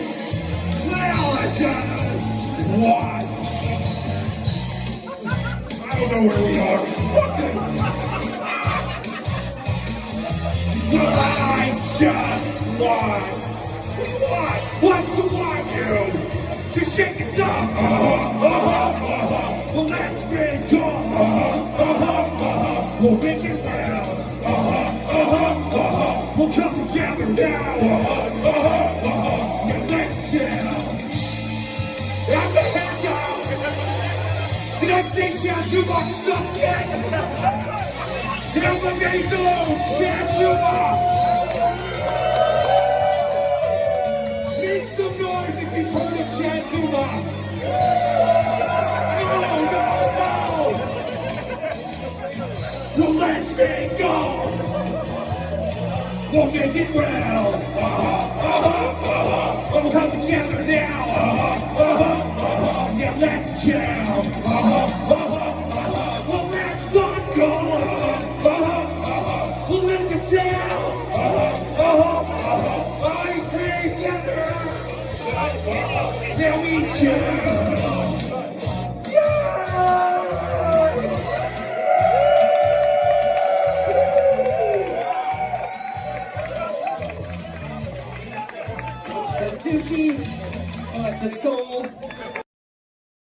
Tim's Totality on horses. Where are you on Dominic the Donkey?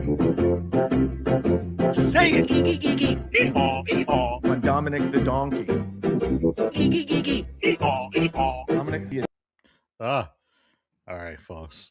I try to get back before that second song played. Had to run to the bathroom real quick. All right. So now that we wrapped up the whole Pottstown debacle, we're gonna get into the Postergate fiasco. And you heard Bobcat mention earlier that if you were VIP, you got like seating up front and you got eligible for a poster. Well, unfortunately, I don't think the posters were there. So many of the fans were questioning, like, hey, where's my poster? Darth Nugs, were you one of the people, if you're still listening, who are eligible for a poster? Just curious about that. But yeah, there was we got a couple little clips here that from I believe I got them from like Shuli's Anonymous or HackVerse Anonymous, where they talk about the posters. But we're gonna watch this first clip here from it's Uncle Rico with Carl on board from May 19th, 2023. And this is going to talk a little bit about what happened with Ray that evening. As we heard, Ray showed up to the event. Allegedly, he was going to get paid $300 something, and he was going to be able to stay with the group following the show. Unfortunately, Ray only showed up. He only performed for about 6 minutes and 40 something seconds. He did not get a chance to stay with the Shuli Network in their Airbnb or whatever, and he had to spend a night with Teamster Tim. So, Shuli here, it might kind of explain a little bit more about what was going on there. Ooh, rustic cuts. Remember that? God, He's look, There that's he Ray is. standing with his bike showing his flat tire to everybody. And I think Ray is a one of a kind talent, and he's endlessly fascinating. And I love that he's up here, and I love that he's got a show on the network, and I hope he stays on the network. Well, let me ask you. Yes, Mars. This was Ray did bust out the pink blanket when he arrived at the hotel that evening. This. Yeah. Because I want to talk to him about this on my show too. Maybe we're past it, but why couldn't he just crash at the house somewhere? Especially if Bob That's wasn't what I was sleeping there? saying. I was saying that too. I know you were saying. I know the guy who started the whole shitstorm is now going. Yeah, why did this happen? Oh, Bob, come No. on. Bob didn't start this. You should have had a room for him. Yeah, 100%. 100. Listen, and I talked to Ray about this, and I said to him, it's 100% my fault. At the end of the show, we had that technical difficulty starting an hour late. Like I was just pissed the whole rest of the night. You've been there. You know what I'm talking about. Yep.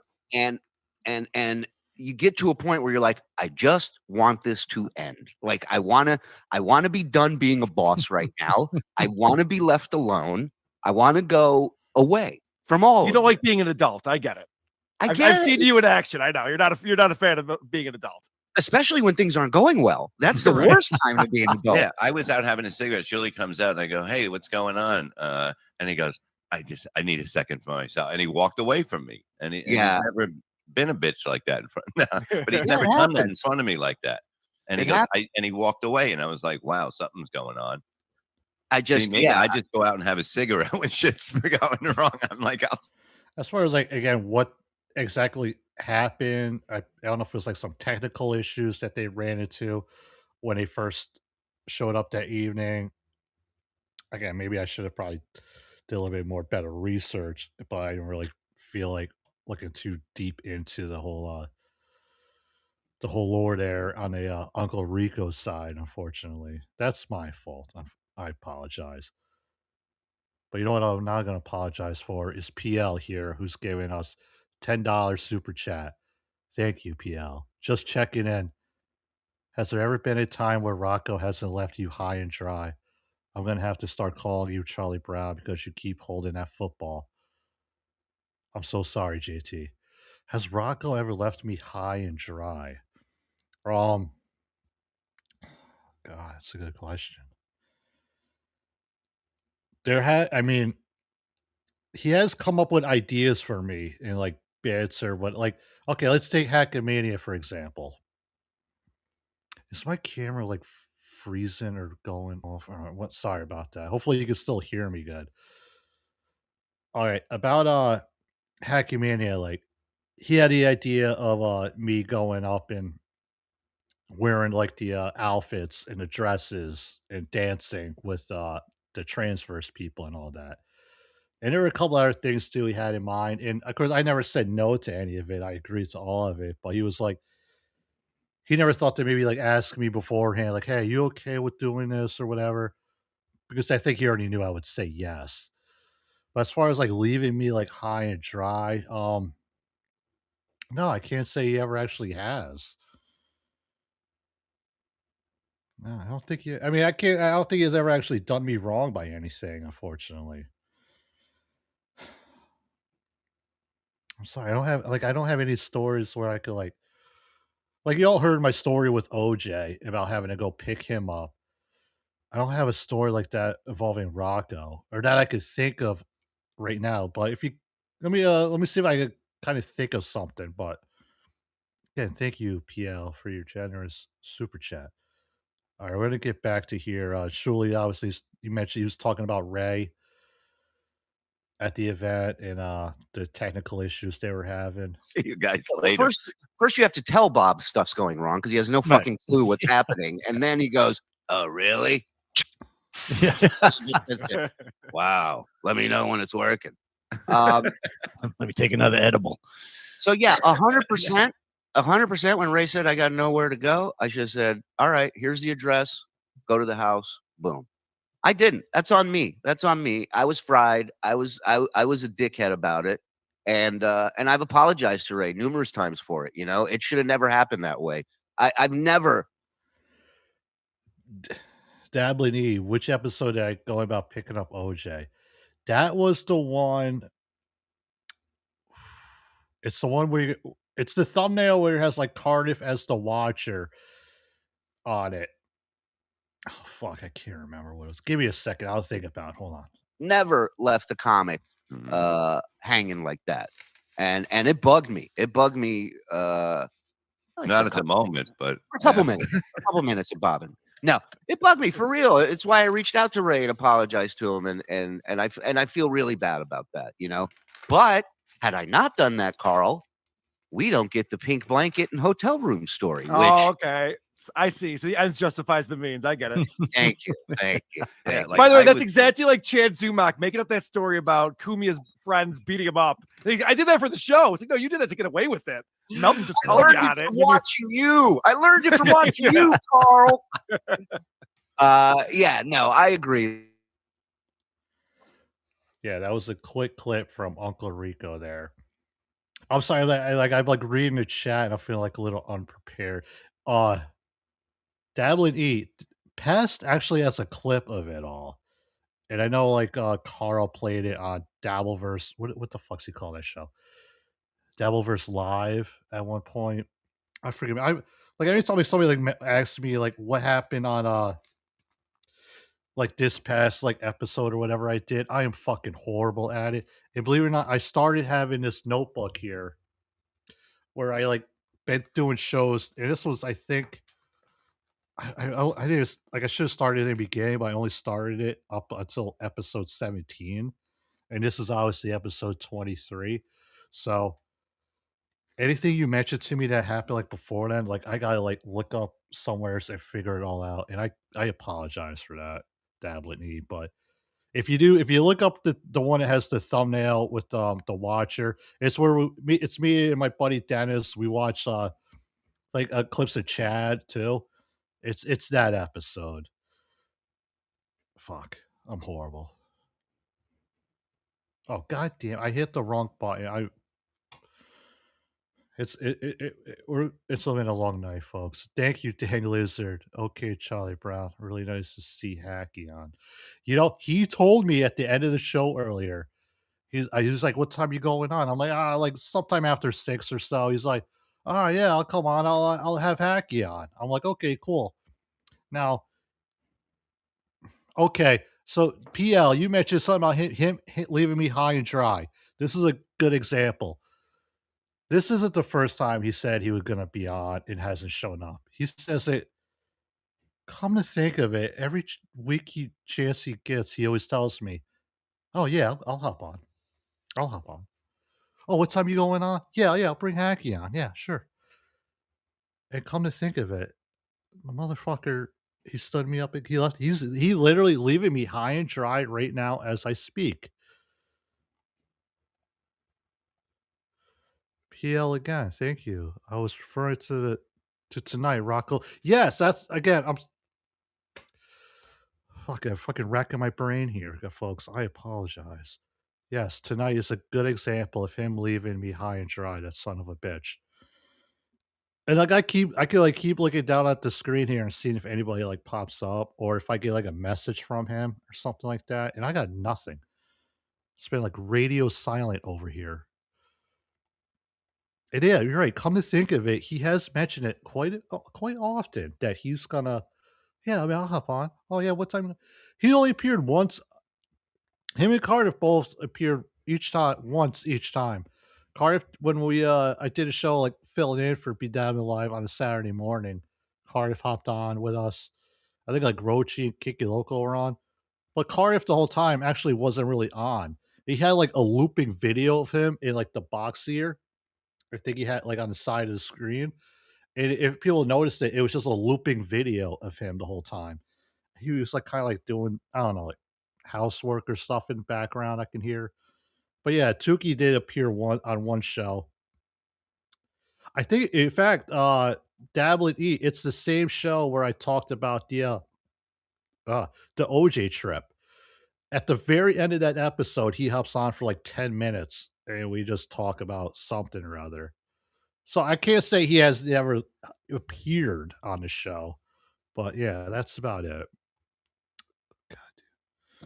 You see, you got me talking about Rocco, and I'm like forgetting what I was doing here. I'm kind of doing a show. I can't, I try not to like be a show where that just like reads the chat every time, but if I do see something interesting, I always kind of mention it, put it up on screen. I'm always in the free chat. Okay, back to the show. This clip here is kind of goes a little bit more in depth into the whole poster stuff. This is from July 15th, 2023. And I got this clip you could tell from HackVerse Anonymous, who I is no longer around really. They were kind of like one of the first clippers on YouTube, if you can remember way back then. But this is a clip from the BS show, TSN. But it's surely they're kind of aggravated that people are bitching about the posters. So you're gonna get to hear them kind of explain more about all the poster shit. We love the HackVerse. Well, what is the update with that poster issue? Because I forgot. There was a time where Vince the lawyer was like a guest on Uncle Rico. And if you're gonna ask me, don't ask me who these other two guys are on the bottom, please. I have no idea. Who the what? The poster issue, because you haven't refunded the money, nor have you given anyone their posters. That's what everyone's I'd claiming. be happy to address that actually. I'm swimming in it right now. Well, I didn't ask Joe. I asked Shuli. Yeah, but Julie doesn't know the answer, so I'll tell you. So we actually emailed the 200 and something VIP ticket holders from Pottstown and asked them how they would like to receive their poster, and exactly 15 people responded that they gave a shit and wanted their poster, and they will be getting them. Which is exactly why you can't do it that way. Business contracts will never allow you to say, hey, let me have the money for the product, and I'll email you 60 days later, and if you want it, email us back. And you're eloquently put. And you're 100% right in the sense that if we went into it going, we're going to rip these fuckers off for posters we're never going to make, then you're 100% And the price right. wasn't even like that was a regular VIP meet and greet. Was a, you know what I mean? Right. Like it's like we didn't up it, definitely, but yeah, it should have been some idiot said, "Hey, let's get him a poster." And they weren't ready. And again, it just goes to show that the people bitching about it the most, A, weren't even there, a lot of them, and B, didn't even give a fuck if they got a poster in the first place. They're just happy that there's something they can bitch about. And that's fine. I'm, go for it. Dark Nugs, were you? I don't know if I saw it. I didn't see if you already responded to this, but were you one of the people who didn't get their poster?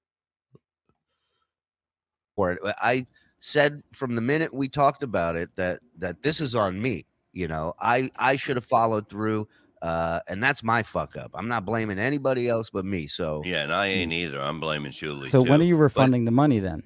There's no money refunded. If 15 people want their money back, then No, the 300 people want their money back. They don't have a contact. No, if you don't want the poster, then what do you get? It's fucking 5 months later. You're that upset? You $40?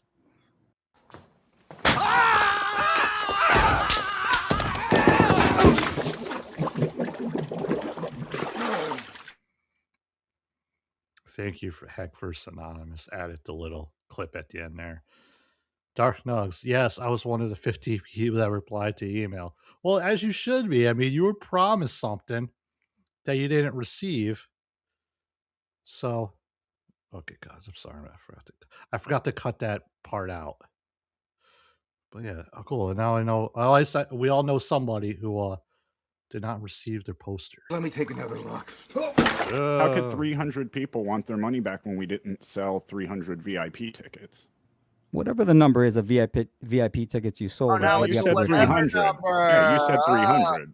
You're out of Whatever line, the number is, counselor. you know You're the out number. of order. You're out of order. Since they are already paid for, can I get a poster? Yeah, DM me. We'll send Yeah, it. get a fucking poster. Who gives a fuck? Everybody gets a poster. You get a poster. You get a poster. Now we're going to give everyone a poster, and that's going to start a Whose whole idea nother was thing. the poster thing? Whose idea was that? I don't know. I don't remember. Why go? Yeah, we'll give him a poster, and then It was it's not even. dumb. It was dumb. It Holy was shit! it was dumb. All right. What do you want? Blood? Oh my god. Terry Nee, I $2. I never got an email. I bought 2 tickets. What's up with Exactly. that? Exactly, Terry. Yeah. Listen, I'll fucking we get somebody to drive it to your goddamn place. We love you that much, Terry. Enough about the posters, Robbie Z. Dark Doug says he eventually got 3 of them. Yes. The next quick clip we're gonna watch here. You see, we're kind of doing a little rampant fire, but don't worry, we are gonna get to the poster burning ceremony that took place following all of this stuff. And here we go. Okay. This next quick clip here is from October 23rd. Well, the date I got, I mean, I don't know if it's exactly October 23rd, okay, but it's pretty close. Here, Shirley finally announces that the posters were sent out. Hey, oh, and another announcement. I believe certain items are going out this week, correct? Yes, today, as a matter of fact. Posters going out. Posters going out today. Signed. Are you serious? Yeah. They were really going out. Yeah. We were serious the whole time. What's the over under on those posters going out today? I You don't take the know. over or the under? Personally, I think he's lying to me, and nothing exists. But that's just my opinion. But we'll see. We'll see. When you get them, let us know. Yeah. I'm sure you will. I'm sure you will not be happy. I'm kidding. So Mike got the under too. So okay, we got it. All right, but what are you betting on that though? We are betting. I won't kick you in the head. Oh, I already know. That's okay. Well, that's the end of that clip. So, okay. So sometime in the fall, the posters finally did get sent out to anyone who replied in the email, like Dark Dogs here, and they eventually did get their posters. And then the poster gate, where is it? I know I have it somewhere. All right, I think I'm caught up. So here we go. Now let me go to Shirley's Anonymous. Oh, these guys, and I will give them credit. All the posters will get credit. Speaking of posters, where are they, Hacky? You and Bob and the rest. Hacky. John referring to, I think, Shirley as Hacky. Well, folks, if you're not aware, there's a new puppet on the scene. And Silent Mike, the rest of you grifters, where's the posters? First of all, who would have fuck would want a signed poster from all these losers? I mean, I've been to, like, you hear me tell my stupid stories about going to all these fucking shows. Hey, every time I go to one, I always try to grab a poster from it, to remember whatever. Do something with them eventually. Eventually someday, here at the Date Night Studios. And just today I actually did receive a what do you call it? Like a little soundboard thingy majigger from a very special dabbler from Canada sent it to me that he no longer needs and has another one, so he sent me his old one to use. So I got it. I had to order like special cables and connections for it for my computer here and all that. So hopefully by next week I could have a much better sounding show. But until then, I apologize. That's why I don't really have no plans to do another date night show next week, because I know I'm going to be dealing with setting all that shit up and moving like things around here. Because like BeDabbler said this morning, a lot of us that just do this one night a week, if that, don't really have an actual, what you would say, studio. We're mostly just doing this in a room in our house. So, but yes, Cardiff did give me his old soundboard thingy majigger, which I gotta set up eventually. Okay. So everyone got their posters, right? We got it. And then in May 13th, 2024. Exactly 1 year. 1 year since the Pottstown debacle. Okay, I got it. 1 year after the Pottstown debacle, El Harible decides he's going to go. And so a couple of generous dabblers mailed him their copy, or not a copy, but the actual poster they received from Shuli finally. And he decided to do a traditional Haitian poster burning ceremony of the Pottstown posters. This is where he did it in his own backyard. He sacrificed many things to make this happen, as you see here on your screen. For those of us that watched, we're only going to watch about maybe like 15 minutes worth of it. He does his Haitian dance. He throws stuff in the fire. You see Tukey there. Tukey's there. He has his own little paper mask on his face. And yes, you can see a poster right there on his table. So we're gonna go ahead and watch this, folks. And he lights it on fire. Now, I don't know. I mean, I like I said, I have posters from many of these fucking mostly just WATP shows and everything. And eventually, I will probably do something with them. I don't know yet, but to have a copy, an actual cop show, that would be a nice little collector item. I would think, right? You got to have that, right? I mean, I'm surprised. We all see Carl's wood panel basement. He's got so much shit hanging on the walls. All that is done by producer Chris. I guess he decorates Carl's basement for all the shit they have. But yeah, I don't recall them having a Pottstown poster. That'd be kind of cool.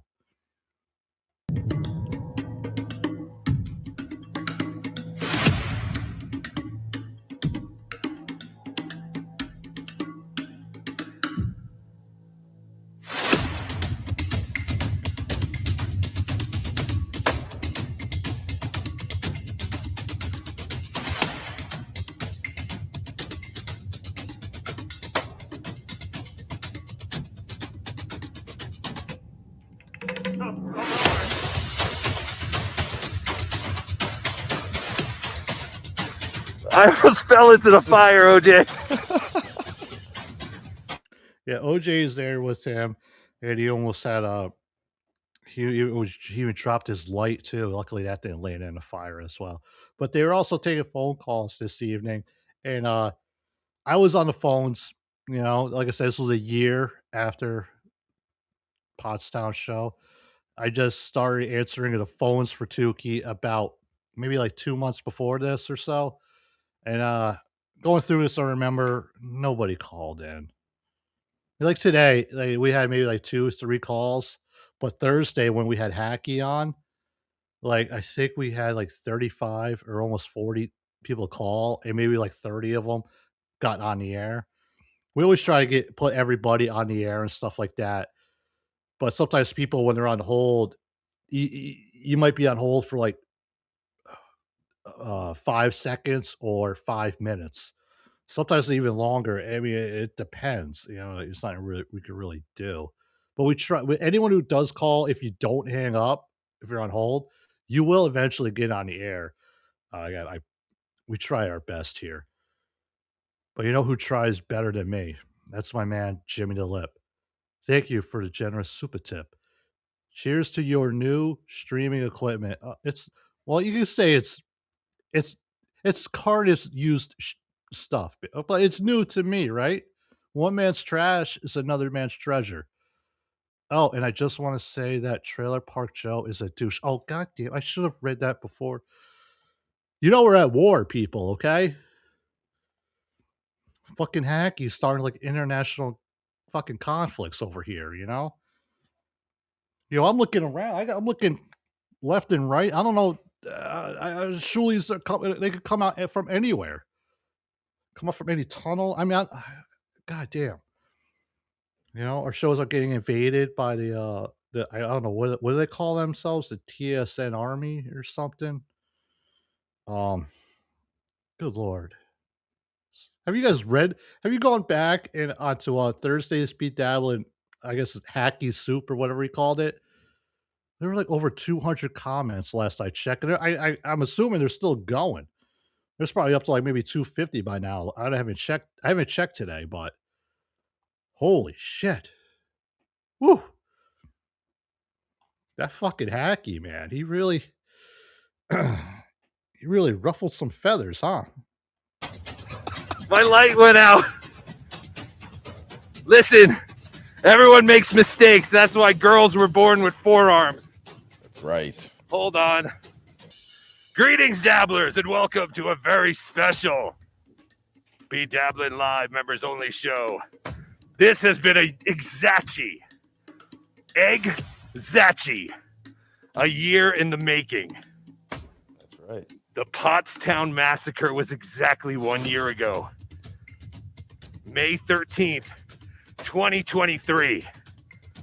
Posters were promised, but they were not delivered for another, 180 days or something? It was like half a year.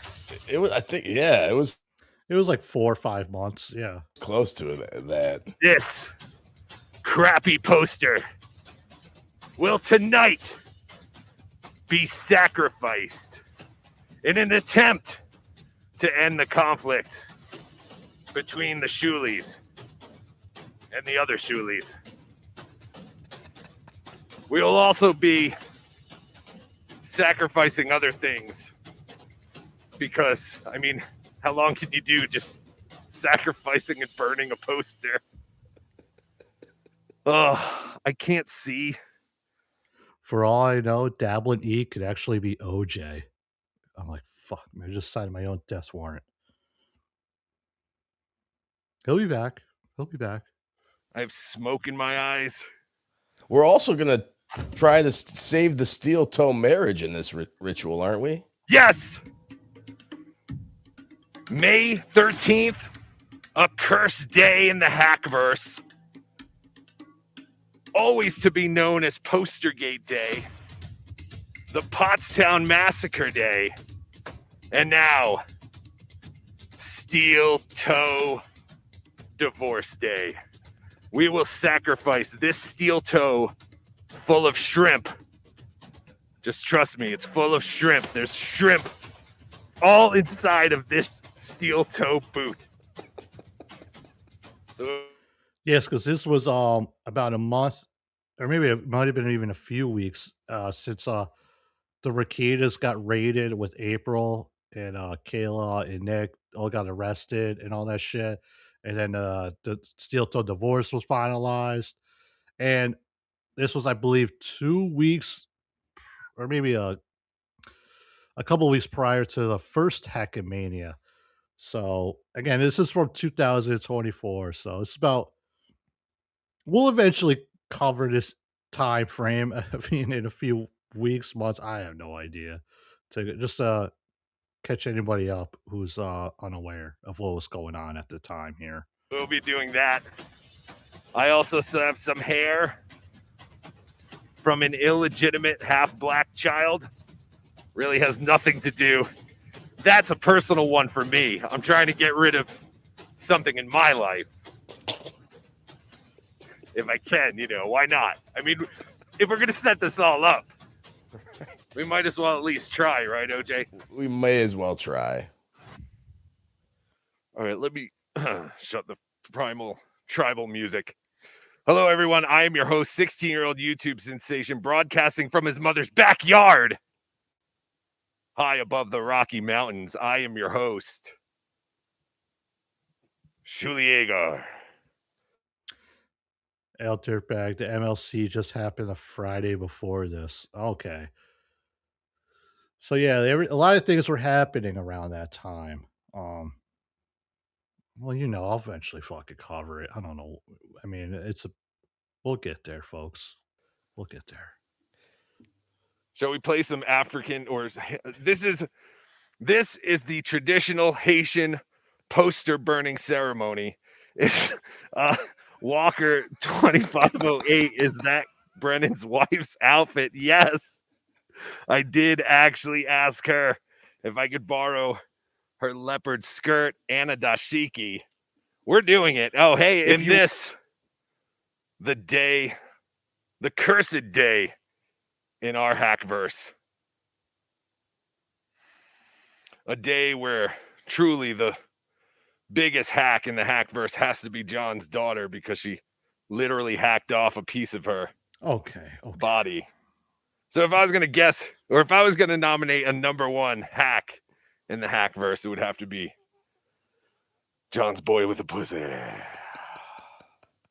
Okay, this was also a couple months after the the Super Bowl, where Rocco went up to Stunner John and said, has your son ever queefed in your face? But yes, there is no sacrifice greater than sacrificing your own mammary glands. So tonight, we pay tribute to you, Nightmare Melendez. I wonder what my neighbors are thinking. The power, I beg of you.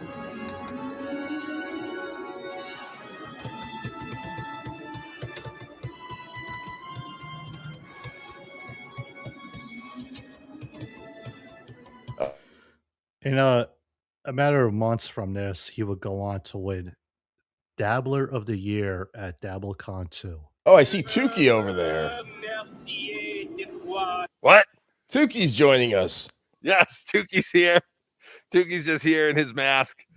His Haitian traditional poster burning voodoo ceremony or something. And speaking of which, should we do Steel Toe? Yeah, let's do Steel Toe next. Let's do Steel Toe. Let's save their marriage. You could tell, like, the video itself was about almost 50 minutes, and I was able to cut it down to about 15.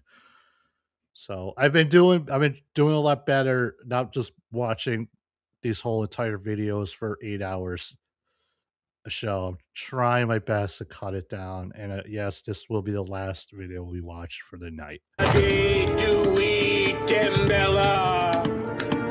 Give me the power, I beg of you. I wonder how this is going to burn. This is a Steel Toe boot full of shrimp. We're trying to bring these two kids back together.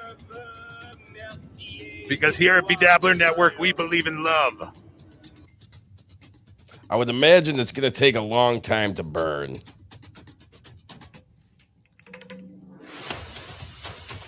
Don't do this at home, kids. Certain things weren't meant to actually be placed in a fire.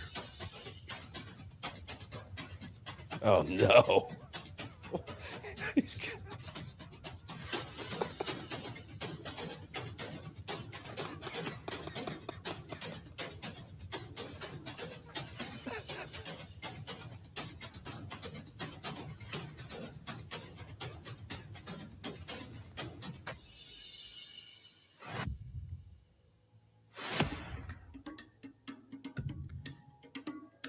That's the man who, if he told me to jump off a bridge, I would only tell him, make sure you get it in landscape mode. It really stinks. I think I'm killing myself. There it goes. It's burning now. He's burning now. Steel Toe's burning now. Come on. Love is love, kids. Even if you force your wife to do 16 hours of radio a day, love is love. Look at that. The fire's really going now, OJ. Looks good.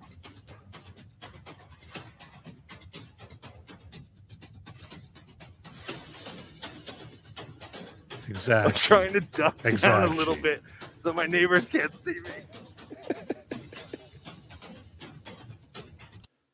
All right. I don't know. No. So I'm going to burn the poster that Tiff gave to me. And on the back it says, honesty is the best policy, integrity matters.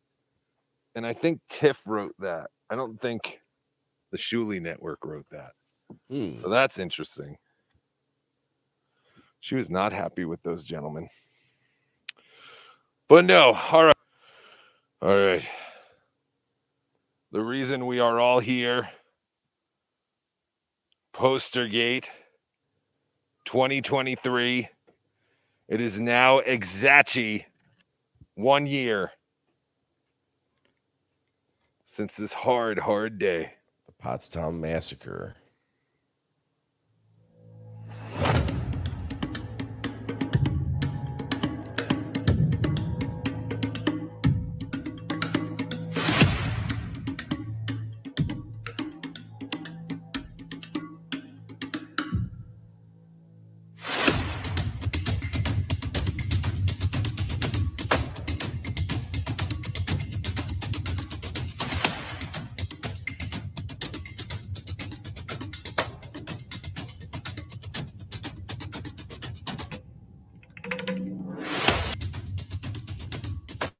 I did like a little jump cut there because his camera froze at the moment he was just about to set it into the fire. So he runs it back again.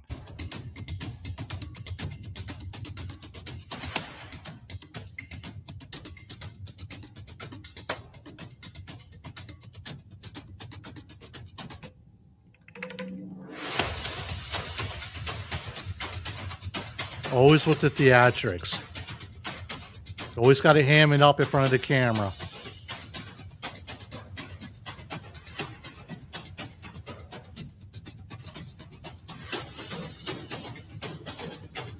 And there it goes. Blue flames and all.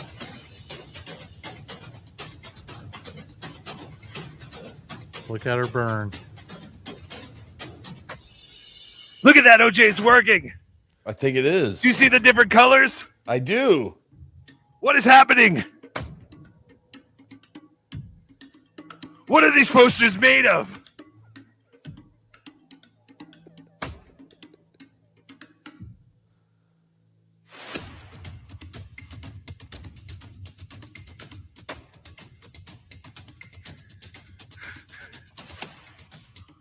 Oh, I can't wear the mask anymore. It's pretty cool, huh? It looks great, man. It's got like a bluish hue coming off of it. The hell were these things made of? They're radioactive. Some kind of Shuli dust.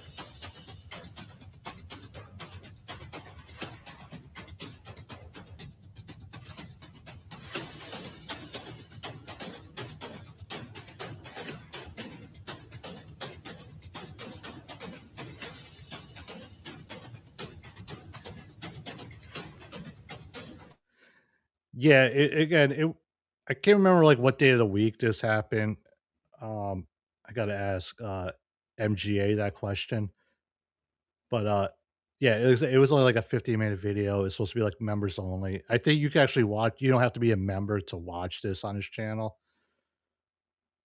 But did it work?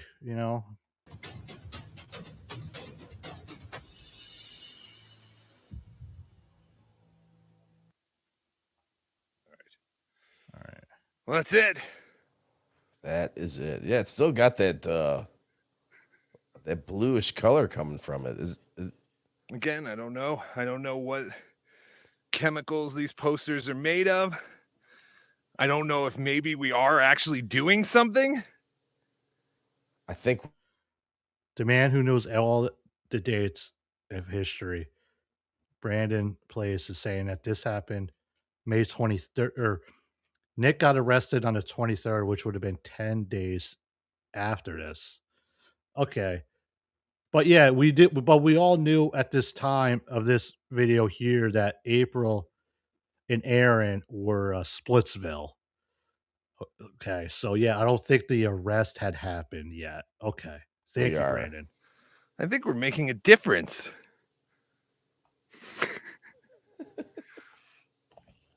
All right. This was amazing. Has anyone gotten word from Gaza? Has there been a ceasefire? Let's look it up. Let's see. There it goes. the Shuli poster. Thank you to Tiff, and thank you to Bobcat. Bobcat, I'm saving yours because it wasn't folded. You gave me yours in a tube, and we want to compare posters with Melton's Hackermania posters. Look at that fire! What is happening? I would advise anyone to have that has these posters hanging in their house to have some kind of chemical person, I guess, come. Maybe what is a Geiger counter? Yeah. Yeah, I think you need a Geiger counter. Was this before or after OJ got his feelings hurt? Which time? Counter. If you how's the steel toe boot doing? Oh, it's gone. It's gone. Yeah. I think so. Beautiful.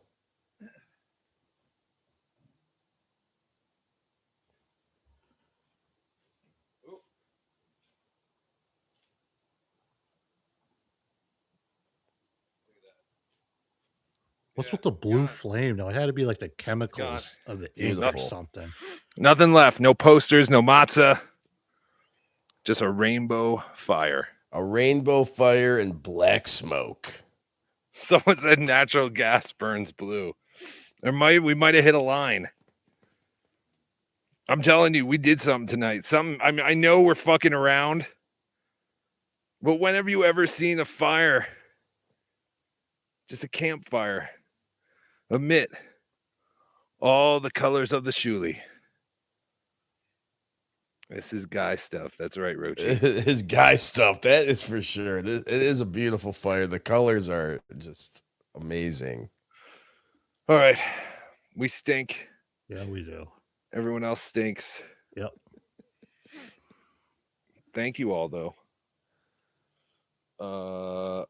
Good. That's Our call screener left. Good. I was going to tell him to leave. Oh, okay, boss. The dabbleverse is saved. No, we're trying to save the world. That's right. We're not just trying to save the dabbleverse. Oh, God, it's not even that hot out. But it is. You know well, when you're dancing around and wearing the garb and the mask. It's fucking dork. This fucking dork. Should be out fucking roasting marshmallows with his kid, not fucking dancing like a fucking idiot. Fucking fire. Dork. We did roast marshmallows before. Oh, did you? Yeah, it was beautiful. Nice. All right, everybody, we did it. Yeah, we did. Now I gotta bring all this shit inside. Perhaps they took the skin of a certain group and made posters out of them. It's like a certain other group used to make furniture. They made posters. I have no idea, but I think this is the new question of Postergate. Why, when you light the posters on fire, do they create a bluish hue? There's blue, green, purple, all the colors in the room. Look at this. Yeah, on camera. I mean, it doesn't show up as well on camera. Yeah. There's like green, there's purple. That's the Pottstown posters. I don't know. But anyway, it's out of my house. Oh, wait, no, actually, I have another one in the house. Ah, shit. Anyway. All right. Well, thank you all. We did it. We did it. We're doing it. We've done it. We've done it. Have fun with this, because this was by far the worst thing I've ever put on. Don't speak too soon there, boss. As far as the show goes. And that's right, Flashy Vic. We are all gay now for having to have watched this. Oh, yeah. I'm still staring at the fire. Hit the like button. That's right, folks. Hit the like button if you haven't already. And we're all a little bit more gayer having watched that happen. But I thank you all for hanging out tonight. It's been a show, right? It's been something. A lot going on out there. We got OJ possibly coming back. I don't know. I'm not worried. I'm not looking over my shoulder. Looking on my other shoulder, I got like in the TSN army coming after us now too. And I got to look over here. I got OJ. Fuck, man. They're coming at us from all fronts right now. But you know what they're not doing? Or who is not coming after us? My name is El Horrible. Welcome to BeDabblin Live, the only show in the dabbleverse who's not afraid to say that Kevin Dumbfuck is talentless.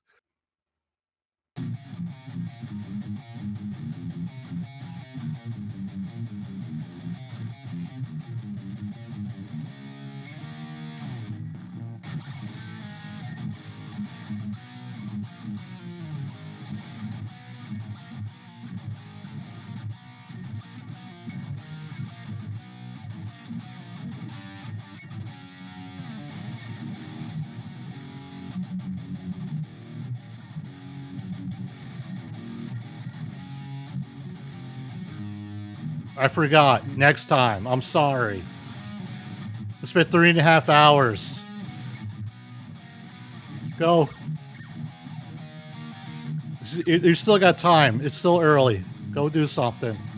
We'll watch it. We'll watch pig races next time.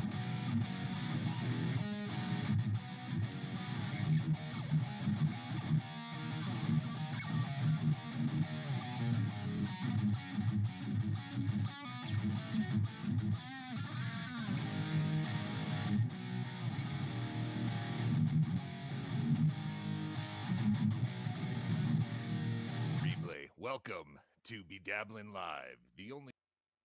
You guys really want pig races? Will that shut you up? Huh? Hold on. Don't go anywhere. Am I still on? Close enough, folks. All right. Oh, don't go anywhere. Hold on. Where did we leave off? You remember?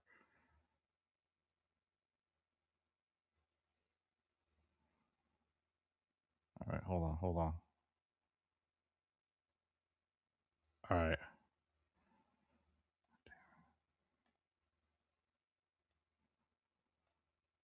For any of you that are still sticking around, here you go.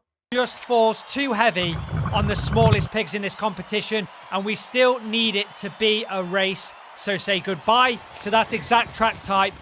The pigs set off, and as is normal this round, Bear gets the best start, but Hoshi's looking dangerous. In fact, he's overtaking on the mountain, doing really well as he heads towards this water, and he's of course not slowing down. Piggy S'mores has come from last place and secures second place behind him. Beating out Ginger again. The girls are having a nightmare with this water. Yes, the hedge removal has improved things, but it's far from ideal, and the boys cannot believe their luck. As the door drops, 4 pigs get a good start as they head towards this hurdle. Now 3 are approaching the second. 2 are left in contention for this third hurdle. 1 is starting to pull away and go for the hedge. And it's Ginger Hamilton that gets a well-needed victory in race 6. And it keeps her in contention this season. So I think the Ginger, that pig is definitely on some sort of like testosterone booster or something. You got to check that one's urine. extremely important win for her, and let us not forget that Japanese pig who's still on a roll this round. The final race of the round gets underway as everyone gets a good start apart from Hoshi Oinku actually. Piggy S'mores starts to move his snout ahead of the rest, but Pepper's very much with him. Now he's starting to pull forward, but Bear's attacking on the inside and takes the win and the record as well in a race that is the exact opposite of the round so far. Bear Trotsky, who's done nothing, gets the win. And Hoshi Oinku, who's been on fire the whole time, gets last place. Is that strange? Yeah, it is. But that's the magic of pig racing for you. Well, the bigler Hoshi is back in style as he achieves 4 victories this round and puts himself all of a sudden in great contention for the championship, especially if we get more water tracks this season. Find out what happens in round 3. But for now, thank you so much for watching League of Piggers, and bye for now. Well, as you... God, okay, folks, there you go. Fucking Piggy Smalls, man. Ginger, the one right there you see on the screen. You gotta call. So you gotta get them tested. Something's up with that one. But all right, folks, it's been done. We did it. You can leave now. Bye.